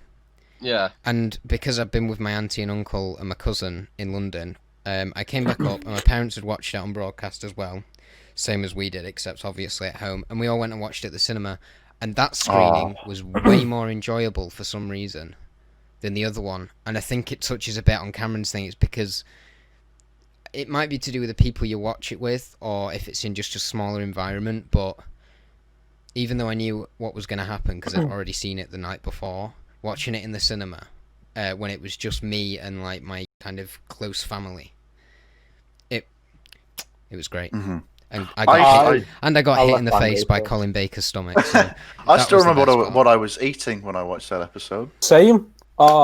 It Go was on, you go first then. it was white chocolate and raspberry cookies. Oh, I was eating salt and pepper chicken. That's pretty good. Fucking scouser. What I were know, you two everyone in eating when you Liverpool watched this eats that. episode? I don't remember. I It wasn't is eating. ironic that I was eating I salt and was pepper chicken. I was like. grieving, for fuck's sake. I don't remember much from that Oh, so period. like, well, were you eating like funeral sandwiches or something? Funeral. No, cake. that was 2 days ago. My nan got them. Funeral sandwiches. They're all like black bread and black filling. Ah. But when it aired, I was me nan was babysitting. Like the road I'm on now, my auntie lives at the other end. So me nan lives next door to me. So my nan was in my auntie's house watching the She kids, sat there. and just over there. But so she said I could watch it in her living room, like on the big telly, like with no one else in the house. Ooh. And I was like, nice, gonna order some salt and pepper chicken. Nice. So it came like literally like 5 minutes or something before it started. And then I just sat there buzzing waiting for it. And I remember, because it's the only time I've ever done it. you know, all like the weird veg and the salt and pepper chicken, like onions and all that. I even scanned all that, like at the time, and I've never done it since. You can, and then you started eating the bags that they came in because you were just glued to the screen. Yeah. Started eating bits of a sofa, the TV remote gone. It was just you couldn't so change good, the channel though. at that point. Yeah. I know, it's amazing. This episode is good. Even I know, yeah. it's a Considering miracle. It's watchable. No, I'm joking. Got him, the dickhead. Got him. Yeah, it's so that the scene with the curator is still one of my favourite scenes of Doctor Who. I can't believe it's improvised. Like, it's so good. I think Is it's loosely scripted. Some of it, It's like- the bit where they're saying, "Oh, thank you very much," I think that bit's Yeah. improvised. I think the bit where he says, "Maybe I am you or you're me," that's a bit like that is improvised too. Oh So that's just Tom Baker. I think As we all know, Tom would have Baker's turned up, triggered by just that. refused to stick to the script, and they were like, "Okay, we'll just film a few takes, Well, and we'll just." Take it." With like that sort of thing, you can't really expect Tom Baker to come in and it's like, right, here's the script of what we want you to say as a doctor, and it's like, no, I know my doctor better than you. Fuck off. I think I'll say titties tingle. Tennant still like geeks out when he sees Peter Davison. Because like every time he'd see him, he'd think, "Oh, it's just me father-in-law," but then he'd be like, "Oh, it's the doctor." Do you reckon David Tennant geeks out when he looks in the mirror and he's like, "Oh"?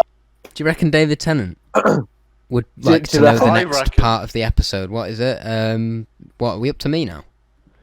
Yeah. Yes. Should we do that? We're moving to your number 3. What Yeah, num- you're number my 3. number 3. Day of the Doctor. It's very good. My number 3 is The Doctor's Wife by Fuck. Neil Gaiman. Just kidding, Neil Gaiman.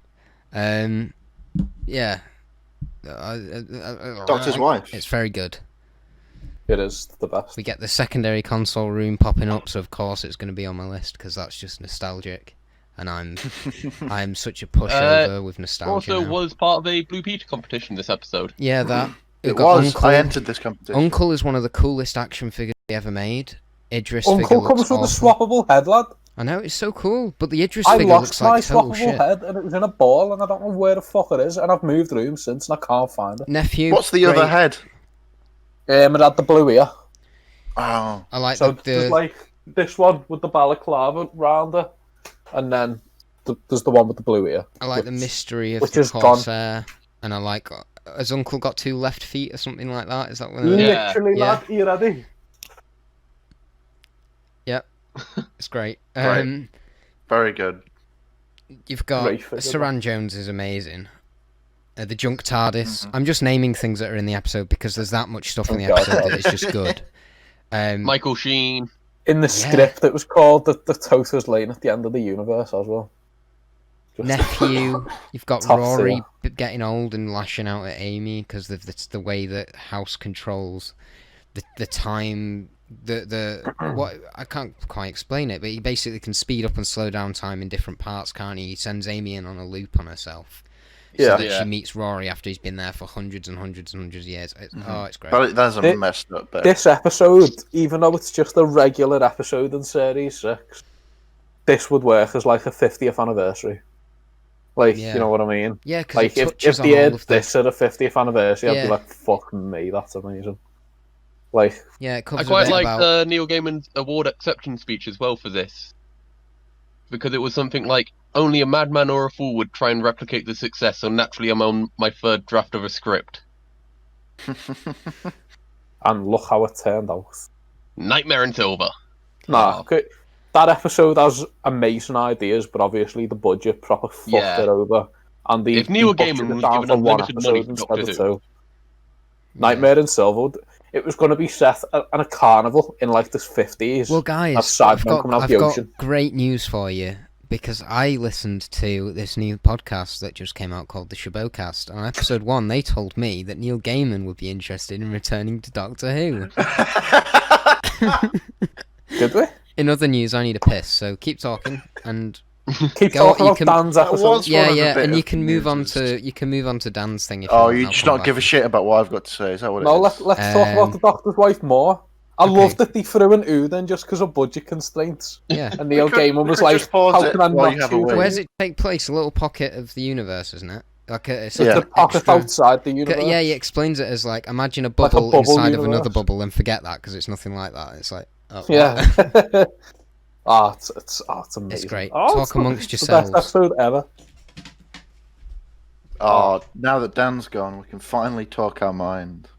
Yeah. God. Oh, now what we a- can say how much we love like we can talk ethnic about how, minorities and women. how stinky he is. Oh, he's so He's Dan's so always stinky we can smell it through. Dan's always keeping Through us the from Discord. talking about how pro LGBT we are.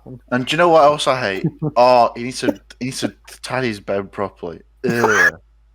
Oh, and He literally hasn't made it. he's he's His pillows oh, are he's got different a colours. oh, he's got Oh. his and he's stinking. He's a big stinky boy. And he has one of those And 4 plug adapters, but it's resting on one of his pillows unacceptable. instead of the Put it floor. on the floor. You Oh, horrible man. disgusting. And his He's- walls are sort of off-white. Oh, Oh, Could who just be does the that? camera. Who does though. that? Who has off-white walls? oh.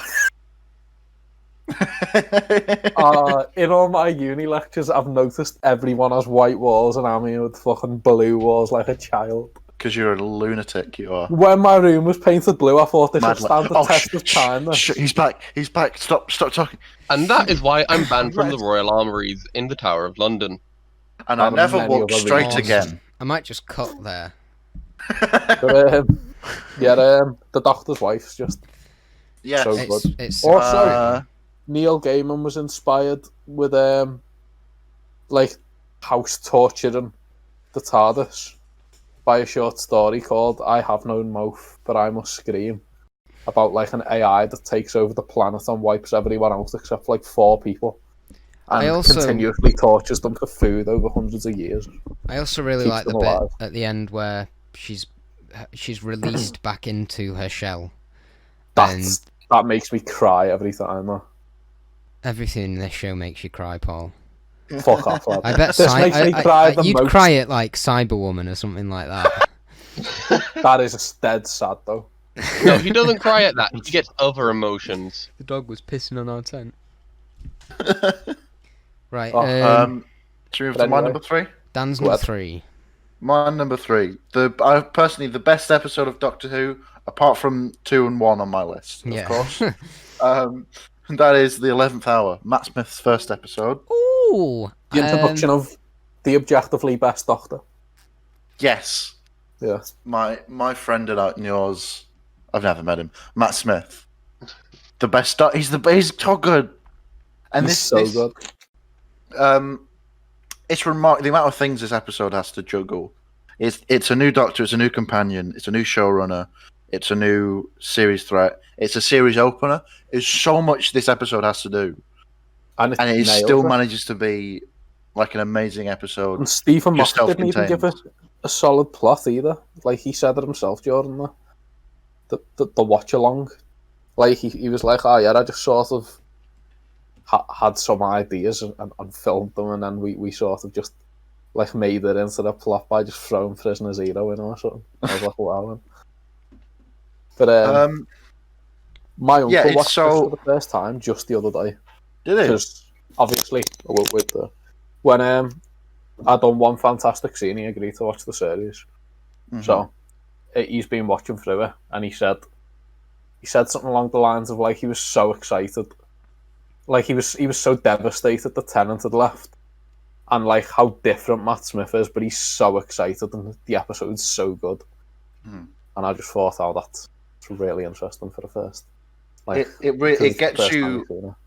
It gets you on board with Matt Smith straight away, straight out of the gate. Yeah. Yeah, and do and you know it's what?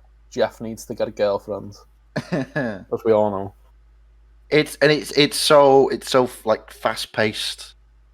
It has Yeah, that thing as well it with Matt doesn't- Smith, who does the watching bit that's never seen again. Yeah, that Yeah, weird. Like, the bit with the- the Stop motion, stop motion. time lapse sort of thing. Fire Yeah. engine. Yeah. It's got a fire I've engine. commandeered a vehicle. Another great thing. What name? Let's name some other good. It's got an old woman in it. It's got Olivia Colman in it. The It's got Atraxi. Olivia. The Oscar Atraxi winner just kind Olivia of be Colman. like. For context, Dan has put his eye next to his webcam, and so has Cameron now. Wow. By default. If we all go Oh, and Paul has done it as well, but He's he got is wearing sunglasses, reflective glasses, so we can see cannot his ourselves. What colour eyes drive? You'll never know. Blue. Yeah, this is I'm just going to keep saying it's good. It is good. There is one thing that I don't like about it in hindsight. I'll kill you, Cameron. I'll kill it's you just to death. one thing, but it's a Get small out. problem with Moffat's overall thing of this makes the Doctor the all-powerful universal entity of I will strike fear in your heart, as opposed to he's just a mad person with a box running around trying to do things. Well, he's he just is, but bored he's also got a reputation. He can't. Yeah, help but that. like most Doctors before this had been, oh, I'm just bored and I ended up saving a planet. And like this, Moffat makes the I've Doctor. done it again. I will stand guardian over this planet for 1,000 years because everyone is terrified of me and my reputation. I was going to say that's also in the Tennant era. So I watched Silence in the Library the other day, and that's how he gets Another Moffat episode. That is Moffat. Yeah, that's what I was going to say. Like Moffat makes the Doctor this all-powerful being. Yeah, well, he is. He's Space Jesus. It's very difficult to have discussions with you, Paul, isn't it? What do you mean? I don't like this episode. You're wrong. You're just wrong. It's the best episode ever. When have I ever Because if we look at this other episode written by the same person, you find the same mistake. As I was getting to before he's insulted, I was going to go, but that is also written by Moffat, so yeah. Bruh. But another cropping up Moffatism. Wonderful. But, I like how Cameron said I only have one problem with this episode: the entire ending. No, I said I have one problem in that's hindsight, which is more a problem with Moffat's overall thing. More problem with Moffat's characterization of the Doctor. You can say that about episodes and it be a perfectly good complaint, like Orphan 55. Oh, the very ending of that episode is just a bit. Oh. I don't mind the ending. It's the editing that's fucking shit. Yeah, and the CG. But we're here to talk about usually a two-part like. But yeah. Sorry, yeah. And what is the number 2 episode you like, Paul? Oh, we down to number 2 already. Wow. Yeah. We're on number 2. Just wanted to have a guess what my number 2 is. Is it Love? Am I going to be doing the Shobocast drinking game? It's not Love and Monsters. Love and Monsters isn't in my top 5. I just love the episode. Is it The Doctor's Wife? No, that's later. Is it? It's later. Is it Woman Who Fell to Earth? Dalek? No. Nope. It's The Rings of Akhaton. Oh, of course. Yeah. You love that episode. It's so good. The best. Well, it's the second best. But it's the best. But it's my number 2. But it's the best. All of these episodes are the best. But it's. Do you know what, Dan? You're gonna stab me for this, but it's so good. It's got. Can you say anything else? It's got everything you want from a Doctor Who episode. I'm right-handed. Sorry. It's got a good. It's a good introduction to the companion. It's good. It's got a good, and it's good, and the episode is good. Clara's backstory is very well written. I like the whole leaf thing. You get thrown on a planet with a weird tradition. Some great callbacks, absolutely filled with monsters, even though they defiled the Hoyks costume. Which is fucking annoying, because now the Hoyks can't return. But everything about the music. The little girl. They could always remake the costume. Yeah, they could, and they probably will, and they'll get that guy to put it on again for 2 minutes. The long song's nice. The long song is my favourite song. It's not. It's one of them. But it's one of my favourite songs from the entire show. And the music throughout the episode is regeneration, doesn't it? Yeah. Oh. Yeah, because it's like the long song as well as there's 2 others. Because it's in the Day of the Doctor soundtrack. Well, the Day of the Doctor / Time of the Doctor soundtrack. So it's Trenzalore, the long song, and I Am Information, which is a weird choice, but yeah. I just like loads of people. All I see for this episode is mostly like hate, but I remember watching it and it just blows me away every time. It's so beautiful. Honestly, I've- I haven't seen Rings of My dad loves Akhaten it as well, since which is broadcast. cool. Neither have I. I've been meaning What? to go back to it. Since broadcast, Yeah, that's why The I can't. first That's why I time. can't really say much because it's like oh my god. I can say that the small singing child is the daughter of Alec Jones. Just I about to can say say- that. Ah. I Cameron. can say that trivia's she's in his Horrible thing. Histories, the movie. this Yeah. is the trivia Yeah, guy, yeah. not you. I'm Stay sorry. down there. From my Well, point of view, it's that way and that way. You From got my me point of view, right. it's Well, that now way and that way. you're just pointing at. Oh, Paul is sorry. there. Is it this way? Is Cameron here? Dan, Yeah, Dan got it. That's Dan got it bang on Well, for from me. my point of I'm view, the actually from Jedi where are your mic evil. stand is. But yeah, Because of where anyway, your webcam is. Disco. I also love. Do you know the mummy in the episode? Which Yes. which looks slightly like a Hikes, but isn't. Grandfather or whatever he is. Yeah, well, Grandfather. he's credited as like the mummy, or something, Grandfather. but he's basically just like a puppet, isn't he? And the speech, one of Matt Smith's best performances ever. Yes. Like definitely speech. one of my favourites. Chin chin. Even it makes me cry every time. Yeah, like obviously because I'm the most emotional person in the world apparently. So the whole episode's just great. I love the stadium bit. The CGI doesn't even look bad still, which is great. Like the flying bike thing and the parasite god looks amazing. It's just I've put it above Journey's End. Obviously, has more spectacle in that, yeah. But this episode's just like dead personal. Like in comparison, it's like a smaller stakes and that. But it's just so good as like a single episode that I just love it more. It's like plus Smith's my favourite Doctor as well, so you know. Looking back at pictures of this, it has got incredible production values, I will say. Honestly, it looks mad. Like the markets and everything. Like obviously, when I watched it as a kid, I didn't notice any of that. Like in terms of how I do now. Like the first time I really probably noticed how good the cinematography was Series 11 when they really upped their game. Like, but then going back during lockdown when they done the watch-alongs, I was like, all of these episodes still have like phenomenal cinematography. Like apart from like the Eccleston era isn't the strongest because of like badly dated green screen and stuff. Yeah, But but you can't apart really blame from it for that. Yeah, No. exactly. It's that you get what it's going for, and all the outside shots still look good. Yeah. But yeah, like I just really love the Rings of Acton. It's the most criminally underrated episode ever. With Oh, well. the speech, though, during lockdown, they did release a version of the speech by John Coleshaw as the Fourth Doctor, which is also brilliant. And Oh, I like haven't there's seen bits that. of the other Doctors doing their interpretations, and it is a speech that would fit with any Doctor, clearly. Same as the Pandorica one. The Pandorica speech, you can hear. I think John Hurt has read it. Rest in peace. And Sylvester McCoy has read it as well.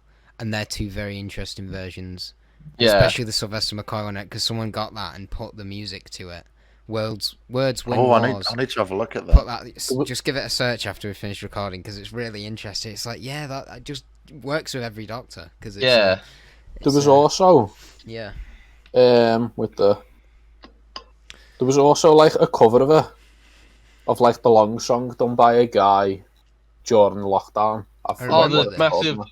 fan one. Yeah, basically like he didn't have a choir, so like he got loads of fans to send the thing in, and I did as well, as cringy as it is. But I thought, oh well. Yeah. But Well, that's what they have as the backing vocals for the Can John you- Coleshaw version. If you've still got Yeah. the video, Paul, can you send it me and we'll put it at the intro of this podcast? Just the video? one just of you.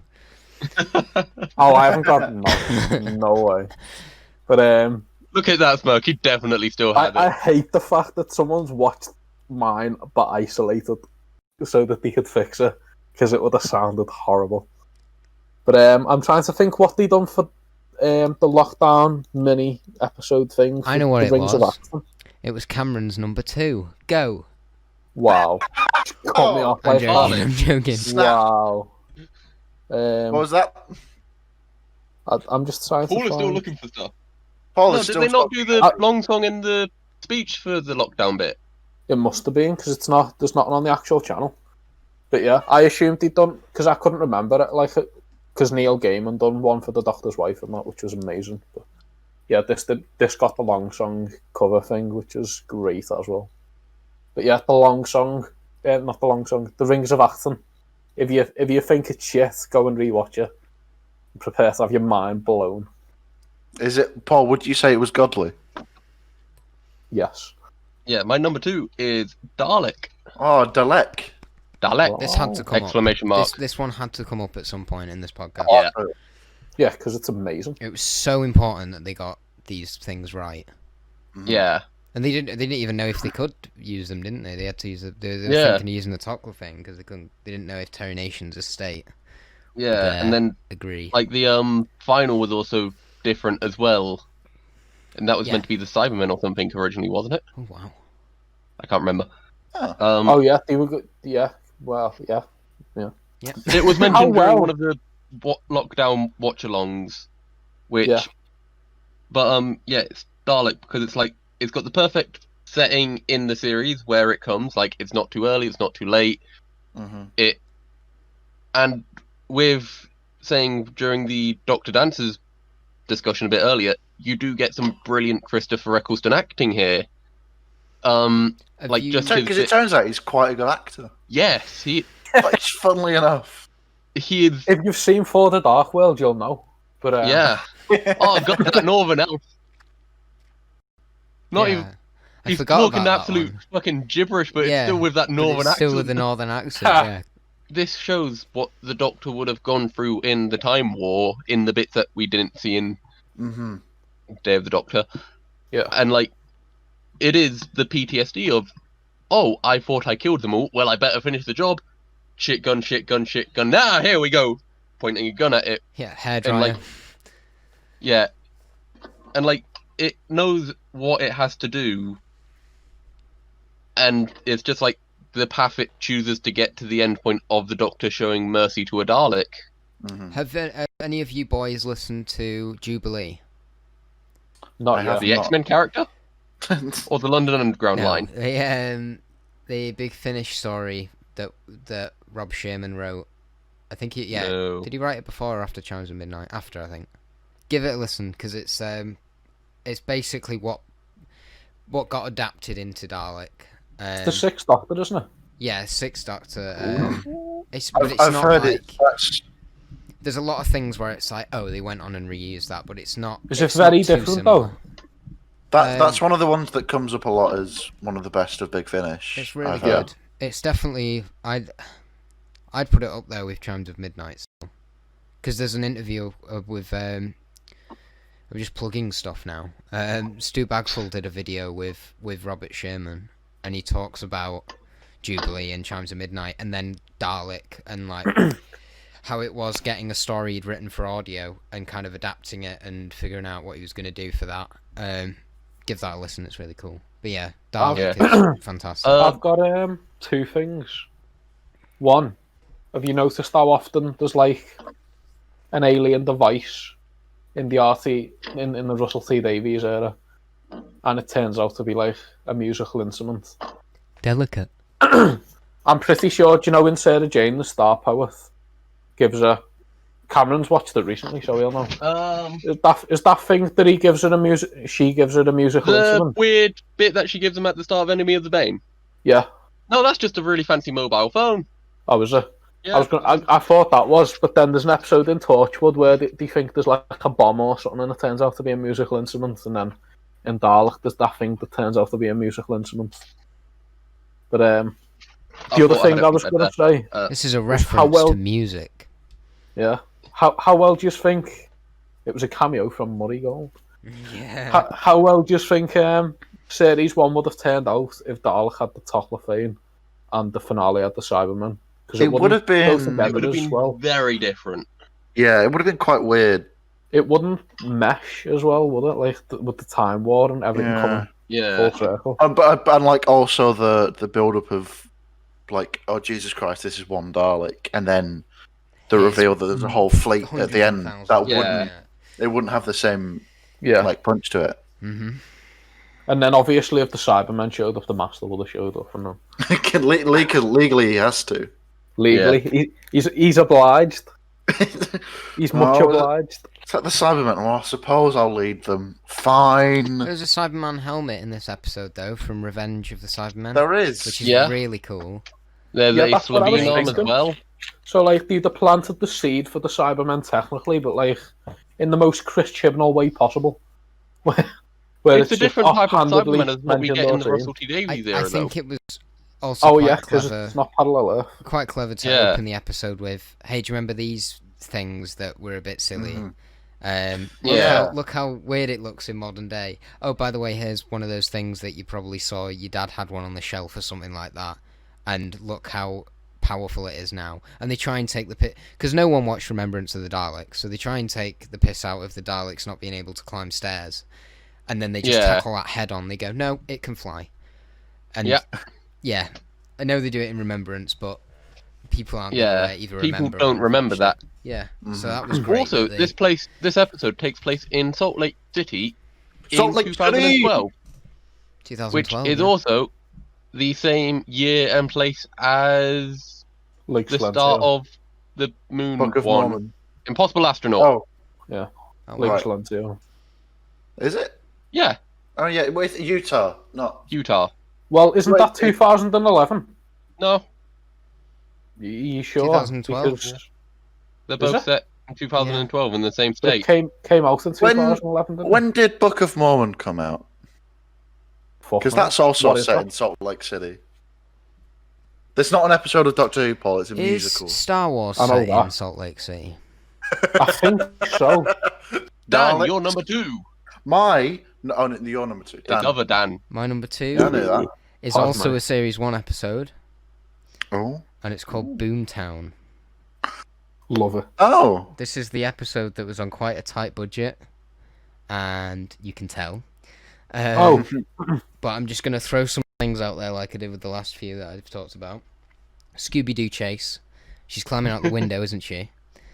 You've got the Doctor know and what I- Blonde eating dinner, and her you know what trying other to make episode eye has a contact with Scooby-Doo them. chase on?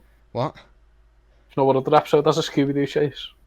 Oh, up. no, don't do this. Don't do that. You've got Don't the let Trace rift, happen. setting up the rift, introducing the idea that Oh, yeah, TARDIS needs to Torchwood. refuel outside the Yeah. Millennium No, they Center. set up the rift in Unquite Dead, Oh yeah, which came Well, before they this. show it. You've got what's Jack say? Something about what are all these people thinking? Why aren't all these people aliens sleeping with me? They're probably What's- wondering what what- 4 people are doing inside a tiny wooden box. Yeah, Captain Jack's on fire in this one. Yeah. yeah. And he famously meets River Song. Yep. God, it's just so good. I just like it. We get the start of the heart of the TARDIS being able to do things, which would come into play Which is amazing. You've got later on. I'm blanking on the name completely, but you've got the space surfboard. Yeah. Oh, that yeah. Margaret is planning to blow up Cardiff because And then surf her way out and then like a just shitty surf her way silver out. surfer. Yeah, and that became a game apparently, an online like flash game What? where you could surf On as that- oh Margaret my God. on How one did of I those never see this? boats. Apparently up it's a thing. now. I don't know anything about it, but I've heard that it was a thing. I And thought you've I got played Lad every Blue. game on the Doctor Who website. I even played the Sudoku Doctor Who. Did you How do did I Sudoku? never see that? Who? Sudoku. Yeah, Hey, Cameron. Boomtown's That might just have great. actually been- Boomtown is like Midnight in that it was written quite quickly, What and Well, it's funny quite you mentioned Midnight. low bid. Oh God, is this coming Hmm. up? It's Funny it's you should say it had a difficult job, but every time I watch it, I just grin because it's just so fun. As me mate Ed says, if you don't enjoy Boomtown, you need to just start enjoying life. Yeah. And they turn her into an egg, and they take her back home for a second chance. You get And Rose. you were going to see her in Journey's End. You get the whole thing about Trisha Delaney and Rose actually realizing that she has just left Mickey, and she comes back telling him about all the amazing places they've been, like Woman Wept, which is from one of the books, and all of this stuff. And he's What? just... He mentioned one of the books. Well, she talks about going to Woman Wept, and one of the books later on, I think, is set Yeah, I on- imagine it would be someone retroactively. So it's retroactively put in, but it's quite clever. It's really cool. I love Boomtown. Very, very quickly. Yeah. Cameron, it was set in 2011. Well, fuck you. It's the. It But go on, also, then. this is the bit. This separates. This is a nice bit of a breather between the two-parters. You've got the one Dan was talking about before, and you've got the massive finale, and this is just a nice little space. Was to this just one kinda before the breathe. finale? Yeah. Huh. Yeah. They just. Yeah. Yeah, and then obviously This it's is the implied. only, like, Jack episode that's not the finale or the Empty Child and the Doctor Dances, Yeah. which is weird. You really do I get a always taste thought in there that was that more. they've been on other adventures and stuff. Mm. And Yeah. I think they do go on a few more things canonically before the finale, because I think the finale starts off with her saying that they were just out somewhere, and then suddenly they're in Yeah. the game station, rather than we were going to Rex. They'd just been somewhere in the TARDIS, and they were about to go somewhere else, and then... Yeah, it's cool. I really like Boomtown. Boomting. But, yes, there was a Slovene surfer online game. Yeah. I haven't been able to find it in my quick Google, but I did find some Wikipedia pages about it. Someone's probably made a Roblox version by now. Subway Surfer, but with the Slovene. It's been a long time since I've seen it. I think I remember enjoying it. It's a good one. Probably is a good one. It's just a little bit of whatever. Fun. Yeah. Yeah, I'm going to You can- disappear for a Yeah, it second also now. works quite well. It's Series 1 is one of those where you can skip certain parts. If you want to watch like a trilogy in Series 1, you could watch the first 2 Slovene episodes and then watch Boomtown, and that's it. You've got a nice little box set. Or you could watch the Jack's, Cameron has you could them. watch all the Jack stuff together, which is just how the series runs. You could watch The Unquiet Dead and then Boomtown, and that's the rift that ties those two together. Series 1 is great for that. It's quite tight in that way, isn't it? Yeah, you can watch stuff so that you can see how it ties Mickey together with all of it, and yeah, Series 1's great for that kind of not wanting to binge the whole series, but if you want to put 3 of them on, you can choose, okay, what do I want to thread them together with? And people don't talk about that enough. Because no other series does that, I think, from the top of my head. No. I can't think of No, one. yeah. Maybe Gridlock and the 2-part at the What? end, but no. No, he's back. He's back. There's Cameron. Well, it's funny you mentioned Boomtown was very similar to Midnight before, because my number 2 is Midnight. Are you okay? You seem to have. I think Dan is broken.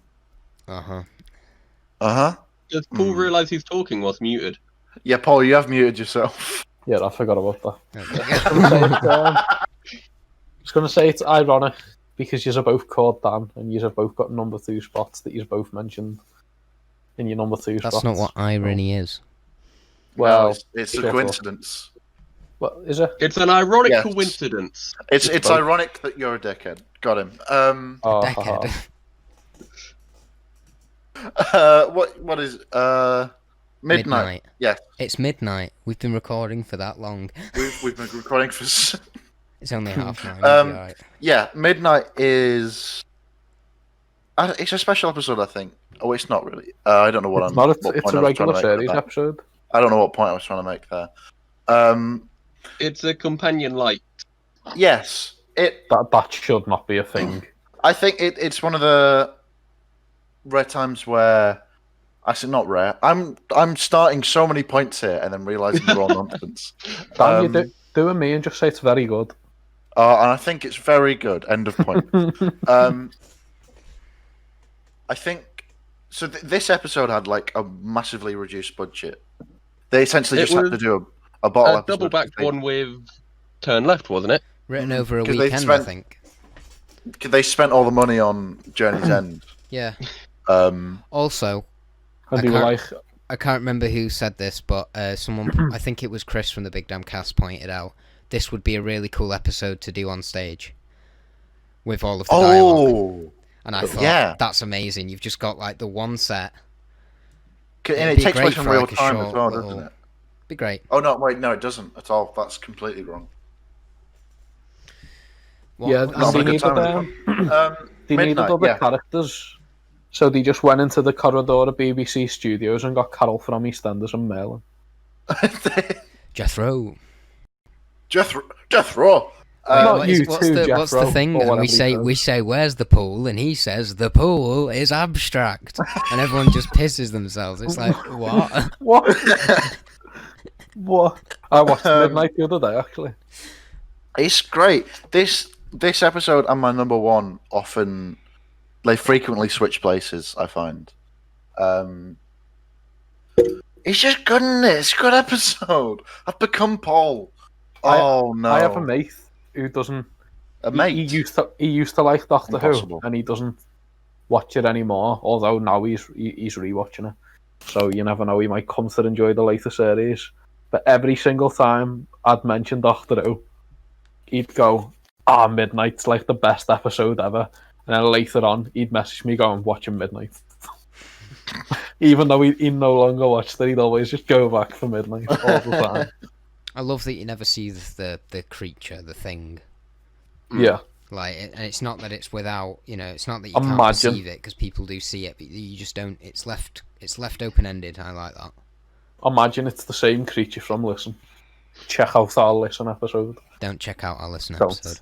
That was a terrible episode, wasn't it? No, I think that was a wasn't pretty great. good episode, actually. Oh, With you saying that they I'm just thinking walk of a into the different one. BBC corridor to get the other actors, it's also got David Troughton in, who appeared in Curse of Peladon. Check out that Well, episode check as well. out that episode. I think that's our best episode yet. David Troughton's famously That just was a pretty chained good to the BBC corridors because he's the son of Patrick Troughton, and that's right. They can't let him out. Paul, we've gone yeah. quite a length of time without you doing a faithful and accurate impression. So could you please do a Patrick Troughton saying, "Oh dear"? Let me just. David Troughton and is it Dee Dee? It is Dee Dee, Assistant, yes. yeah.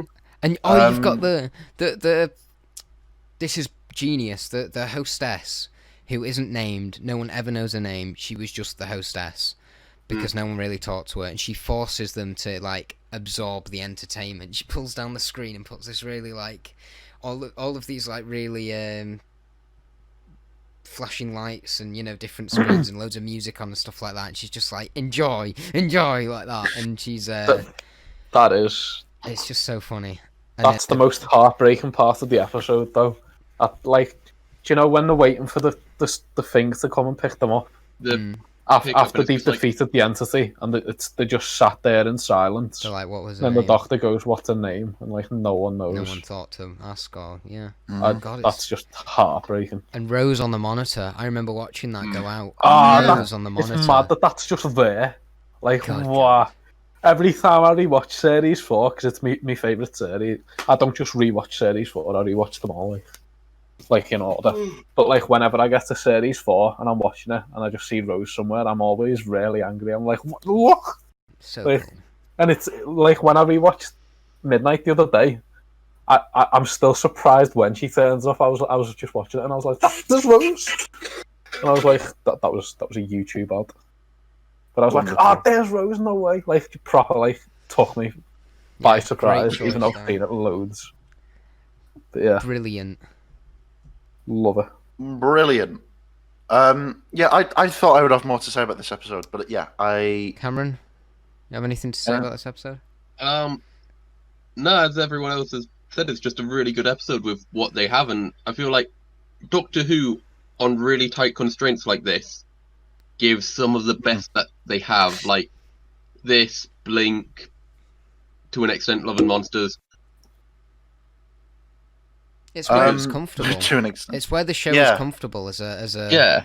I don't know what it is, but there's something about it not being cinematic and having loads of money thrown at it and stuff like that. There's something about it has this charm, and when you've just got the one set and a supporting cast of people, and they've all got their own less than 10 traits. Characters. Yeah, you spend so much time developing them, and God, it's not even limited to Doctor Who. I would say like across the board, really. When you like impose limitations on something, that's when it gets the most creative and the most interesting. Yeah, it's when it starts pushing and Because it's when you have to come up with the best, like, most creative solutions to stuff. Yeah. Right.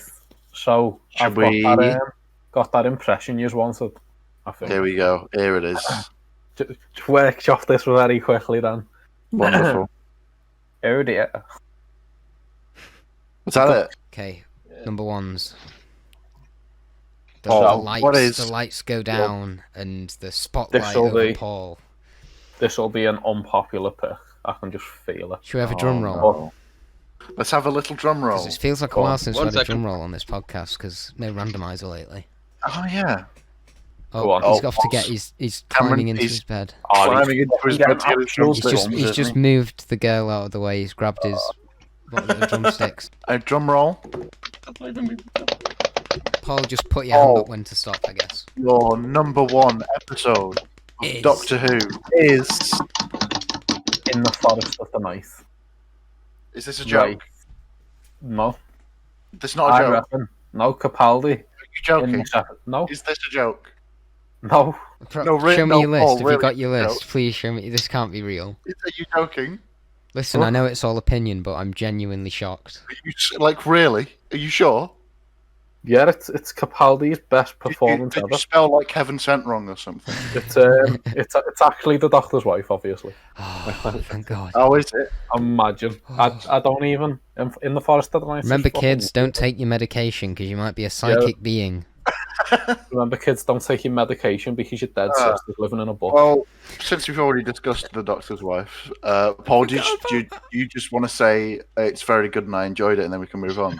I actually have stuff to not that. It is just. Do you know what? Neil Gaiman's my favourite writer ever, mainly because of this episode alone. And then his actual stuff's just amazing, but he just has this charm to his writing that it's just mad. Like Moffat went for the fairy tale vibe in series 1, but like, and he didn't series 5. Sorry, like I meant his first series. Sorry. And then in series 6, it weren't really there, but then the Doctor's wife encapsulated it again, as well as encapsulating the feel of the entire series, like ever. And it's just the perfect episode of the show, basically. The like Doctor's wife. it is just the Doctor. It's a love letter to the entire show, and it encapsulates everything that's good about it in the best way possible. So yeah, the best episode ever, unmatched by anything else. In It's any weird you were media. talking about that then, as though we hadn't already spent 10 minutes talking about the Doctor's wife. We can always talk more about the Doctor's wife. We can always talk more about the Doctor's wife. Next week we're doing the Doctor's wife episode. Okay, well, Cameron, Yes. Cameroon, Cameron. What is your number Cameron pick for The Doctor End Who? of Time, part 1 and 2. That was- Really? Yeah. I'm so glad you said I'm part so 1 glad that. because all I see is people shitting on part 1. They're like, Oh, the Masters, yeah, fuck off. Just enjoy it. It's good for the reasons like I sort of said in Midnight Part 1, because it's got limited cast. Midnight part 1. There's a part 2? Yeah, in the Forest of the Midnight. Yeah.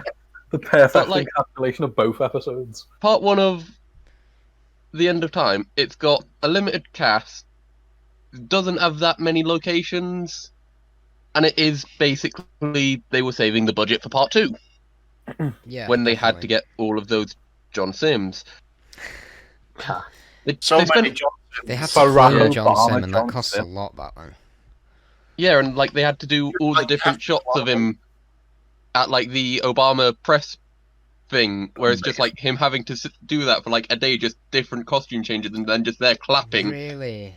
Yeah, God. like Remember, that was a composite shot of like 20 different shoots. do you remember in that episode where Obama was going to fix the economy? Yeah, That's what that speech was about. Oh, was it? Yeah, it was yeah. Was it not an Obama actual is speech? coming here. He's He's going going to fix the global economy as well, not just America. to fix everything. You know what? If anyone could, Obama could. That's not true. Just great, isn't he? Well, they all had issues. Yeah. Killed a lot of all the people. war crimes. And Political.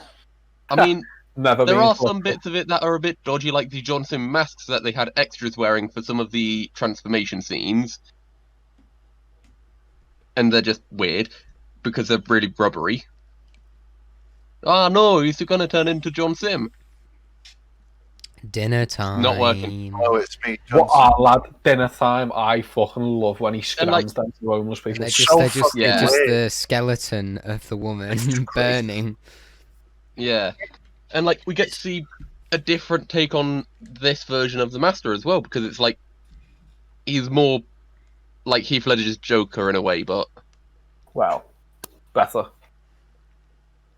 yeah, Um, I wouldn't go that far. I would. he's a bit like Heath Ledger's Joker with like his No, I wouldn't say insanity bits. I don't think. I think he's a good Joker, but not on. steaming hot takes here. Well, no, I think I Jesus love him, Christ. but I Doctor Who, The don't End like of the Time, Dark Knight Part 1 that and one. Part 2. Yeah. And we get Yeah. to see more of the Time War because we hadn't really seen much of it at this point. And like the Rassilon's council chamber bits are taking place at the same time as the Day of the Doctor. Oh, we get the woman as well, don't we? Yes, we get the woman. Awesome. Who is the I love woman? that. The Doctor's The woman. mum. Because Pardon this me. is the woman, but she's a different the woman to the woman in Heaven Sent. A woman.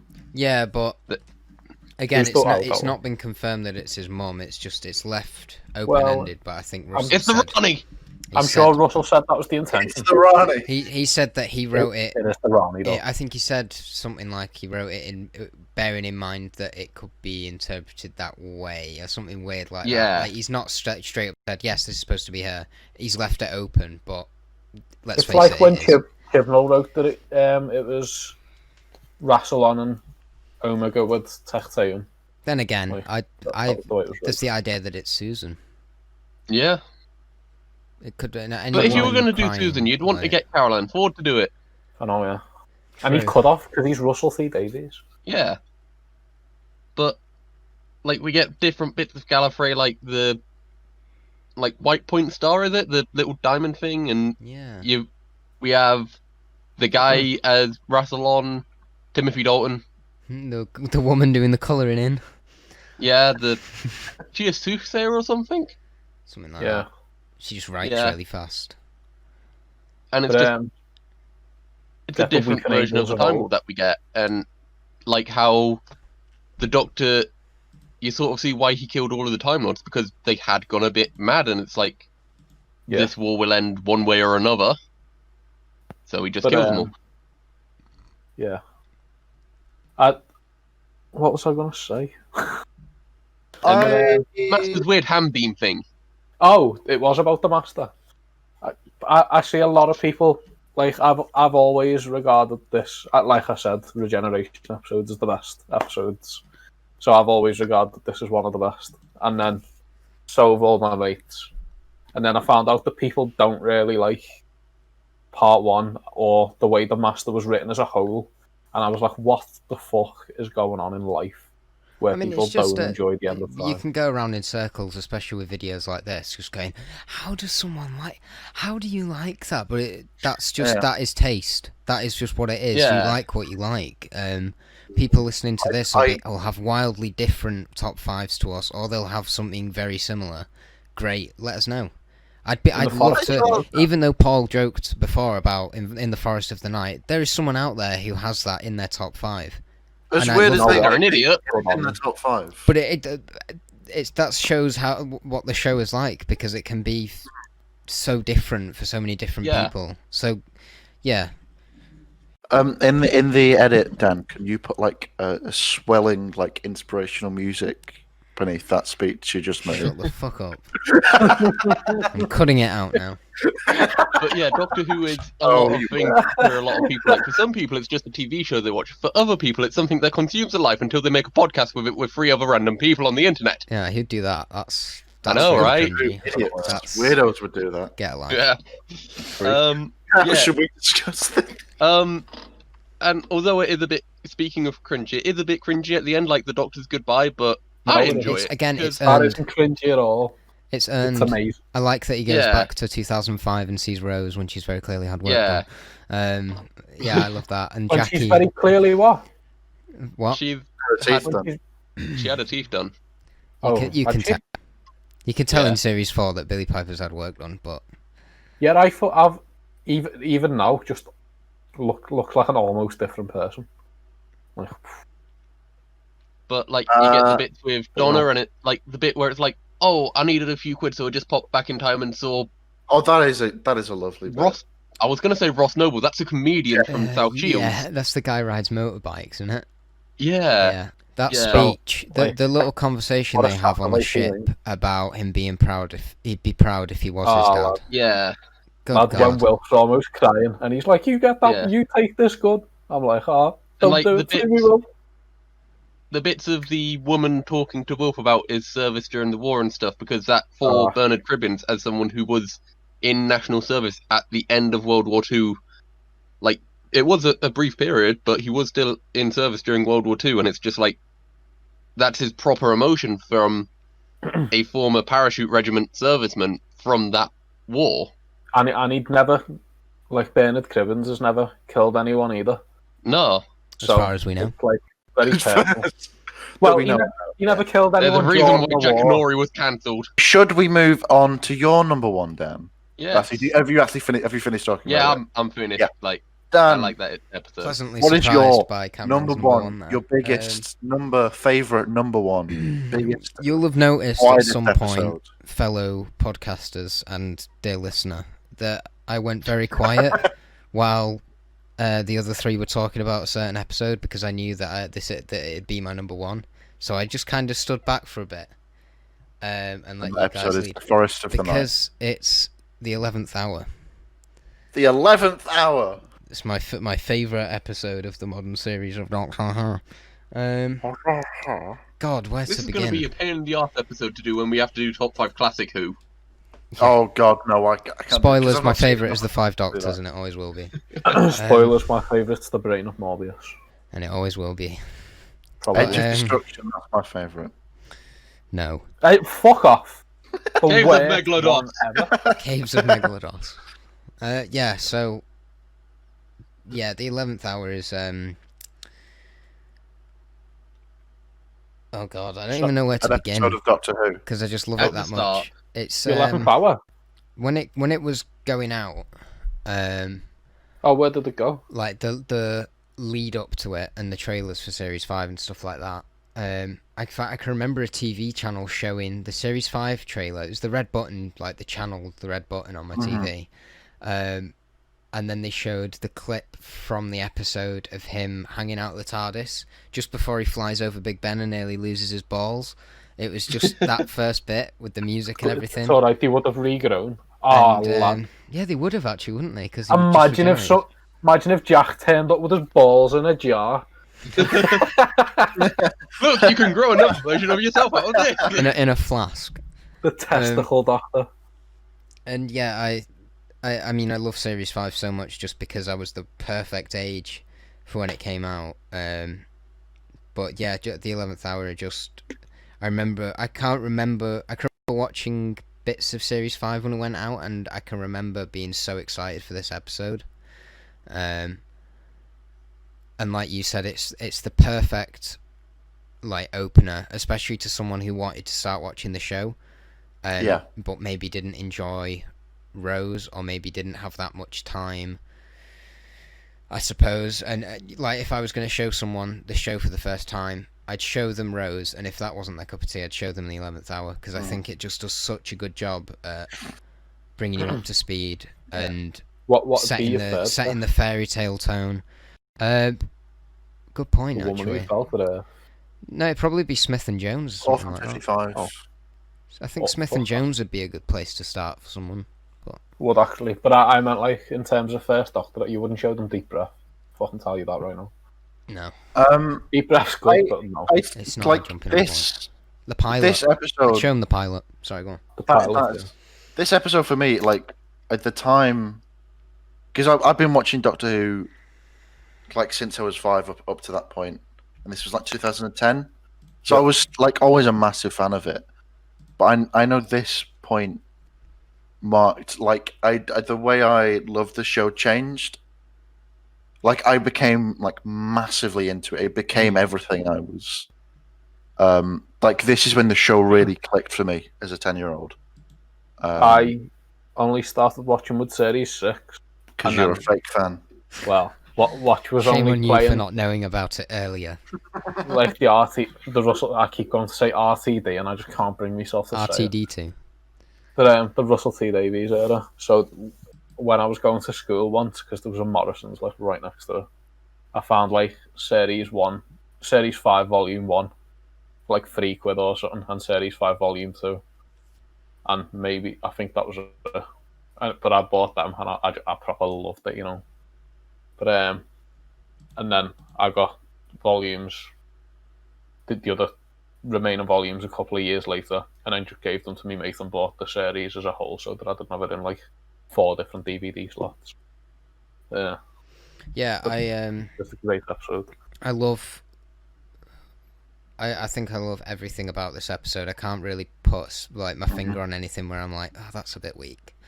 And I know it's not perfect. I know there's probably issues that reviewers will have with it that will notice. But I just like it. Like, I know we've said it too many times in this podcast, but I do just like it. The reason is I just like it. I remember that TARDIS interior. That's the thing I was most excited for. Yes. Even though the show itself was changing so much, and we had a new companion, a new Doctor, and a new outfit, and Sonic Screwdriver, and TARDIS exterior, and new monsters, all of that stuff. All of the stuff you see in the Series 5 trailer, I was most excited to see this new TARDIS. And my grandma got, I think it was the Radio Times or something at the time, and inside that, or inside the newspaper it came with, there was 2 pages, and spread across it was this like never seen before picture of it from this lower angle. Yeah. So you couldn't quite see the top platform where everything happened, but you could see this big green boiler looking thing, you know, because they had the double yeah. level, That rings a bell. all the pools of like black whatever it was, and all of these like wires hanging down, and I just thought it was the coolest thing ever that the show was That is the changing, thing and that I could keeps remember most it this under time. wraps when they have a new thing is like the TARDIS interior. Like they'll show the Doctor in their outfit and the exterior and their Sonic Screwdriver because the merchandise will get leaked. But like they keep the interior under wraps the most, I feel. Mm-hmm. Like with this, and then with Series 11's, the 13th Doctor's one. Like for some reason, the TARDIS interior is the most heavily kept secret thing. And that one is Because absolutely it's gorgeous. just really cool. It's And weird the thing is, because- it's not my number one because of the episode itself necessarily. It's more that when I watch it, I'm taken straight. The It's like things that bit associated with it's it. that bit in Ratatouille where he eats it and he goes back in time. It's just like that every single time I hear Amy's theme or something like that. I'm straight back into my living room at like, how old was I? 10, 11, something like that. And I'm just gone blown away every time by it. It's perfect. It's weird as well because it'll be obviously it's the first time it changed in the modern series, like the TARDIS. So you wouldn't have been expecting it as a kid. So like when it actually did happen, obviously it didn't happen for me because I started. Even when the classic fact that Doctor it was 2 regenerated, he didn't levels really as well. change his TARDIS. It's just like obviously like as a kid you wouldn't have been aware of the classic series much in that. I'd seen bits of the older stuff. I wasn't really interested. I'd seen the But TV movie. you'd I never thought have that had was cool. like the excitement and like not knowing of like seeing a new TARDIS. And Like, if I was a kid, I wouldn't have even imagined that. My favourite thing about that interior is that it's not symmetrical. No, it's not. Which I think the newer TARDISes tend to be a bit too neat. And I like that it looks very organic. You've got all of this coral kind of looks like it's bruised in places because it's kind of growing. And I love that so I love much. that the 10th Doctor has to fucking beat us with a hammer. And I love the crack in the wall. I know it doesn't make sense looking back at it, Right. and you know no one can say what it was exactly because it changed every story. But the stuff in Amy's room, her praying to Santa was a bit odd. Never Yeah, quite but what are you understood. going to do when you're a child? No, I'm not. I'm just like I just remember. No, I was like, why I did you- like makes the like complete sense. incongruity of like she's praying to Santa at Easter. Yeah, yeah. It's Easter now. I hope I didn't wake you. Do you know? Yeah, it's Hope really I didn't cool. wake you. Do you know? What I don't get about the cracks, obviously. So this is a classic Moffat contradiction. Episode 1, He says, if I knocked that wall down, the crack would still be there. Episode 2, Starship UK. You see it flying through space and there's a crack on it that moves with the ship. Yeah, it's and you're like, tethered well, to it. that's out the window, innit? Here's the thing, Paul. When we talk about relativity and because there's no such thing as absolute space because everything's moving all the time. The thing is, you can't criticise the crack for that. The thing you should be criticising the crack for is what it actually is. Is it a portal? Is it time being torn apart? Is it where Gallifrey is? Is it where the TARDIS is exploding? Is it where Amy's parents are? Is it a prison with the Atraxi? Makes no sense. But Isn't it? The story I love so much. Well, let me explain a few of them then. Isn't it a crack in the universe caused by the TARDIS blowing up that can also, like, things can get through it from different parts of the universe that are being sucked in, like Prisoner Zero? So it's a portal and a bit No, of it's time. So it's the universe being ripped up and it's sucking stuff in and spitting it out at the same time. Didn't you say getting sucked off in a hole. Time And and also space that Gallifrey are control it. together As that for shouldn't Gallifrey, the meet. Time Lords can probably just... Something like that. There was another thing I was going to say. It was something along the lines of me going into school in year 4 or 5 at this point. 5. get bullied. Well, year 5 for me at Year least. 5. And it was the first time I think ever people were coming up to me because I was one of the very few Doctor Who fans in the school and saying, "What's going to happen next week? Do you know what's going to happen? Who's this? Who's this?" And I was just like, I don't know anything." And it was just really weird because it was like this thing that no one ever really talked to me about because it wasn't.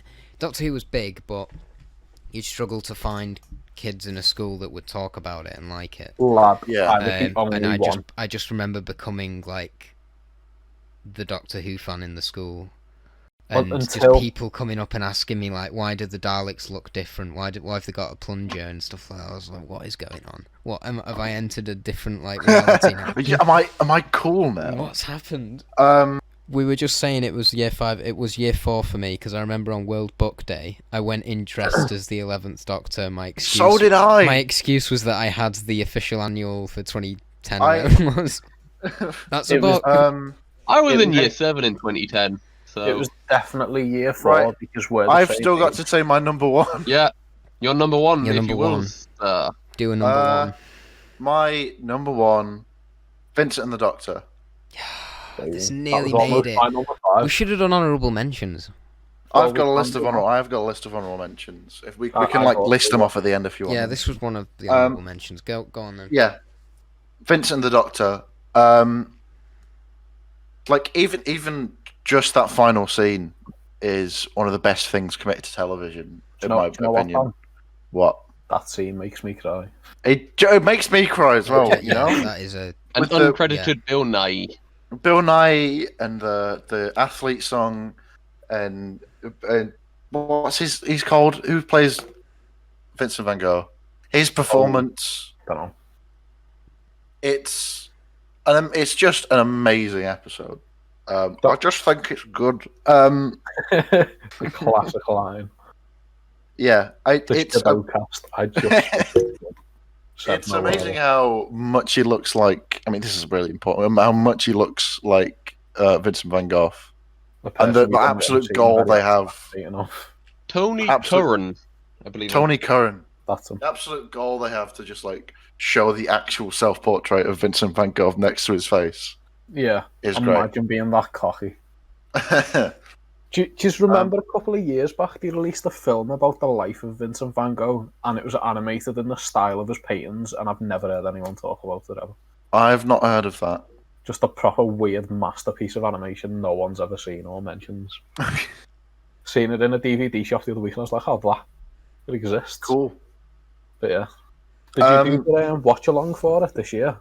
I did. Yeah. That was a mad experience that. When Matt Smith was like, I reckon Bill Nye is probably a future Doctor, I was like, what? Don't think it's true, man. Matt Smith just says anything, doesn't he? Just loves it. doesn't he? Yeah, so it's also the only episode written by Richard Curtis as well. Of Blackadder, is it? Love Actually fame. Yeah. Well then, that's Of completely classic different. British rom-com fame. He did also write bits of Blackadder with Ben Elton. Yeah, Paul but he's QI as well. He helps like that, I think. Yeah. Just anything with with John Lloyd. I love the fact that the monster is not only invisible but mostly irrelevant to the story because it's a symbolism for for depression And sad. It's sad as well. It tackles mental issues so Yes. so carefully, but also in a way that only Doctor Who could ever do and get away with. Yeah. And it took me so long to understand, like an embarrassingly long amount of time to understand why it was only Vincent van Gogh who could see the monster. I only figured out during the watch along. Well, yeah, because it's a metaphor for his depression. It's a monster that follows him everywhere, causing everyone around him pain. He's the only one who's able to see it. Like, you may have seen it, like, Life Skills or PHSE, whatever the fuck your school called it, but it's a video by the World Health Organization called The Black Dog or something. And it's like, I've got a black dog that follows me round. How brilliant the set design is to replicate the paintings of the bedroom in the restaurant. Yes. Perfectly done. And also the bit where he uses the scanner that he got off, like, I think he says he got it off an uncle or an auntie or something like that. Yeah. And he scans himself to test that it works, and it starts printing out a picture of William Hartnell. And then Patrick Troughton, it's like, that's just, that I love that so much. I love when they find, like, any opportunity to get the other Doctor's faces. That's how you do continuity. That's how you do. You don't throw in a massive photo of the Brigadier on the wall and go, "Do you remember the Brigadier?" And it's like, okay, that's how you do it. You just show a little thing like that. That's just like, yeah, we know, but it's nice. Do you know what else is quite sad? This is it the episode that it is, isn't it? The episode directly after Rory dies. Yeah. Yeah. Oh, I know what you're talking about. He set Vincent up as a sort of like love interest for Amy. You can tell like she likes him and that. The ultimate and he's very flirty with her, and it's just heartbreaking to watch her be like. Well, there's like, the so moment happy about it, and like her fiance has just died.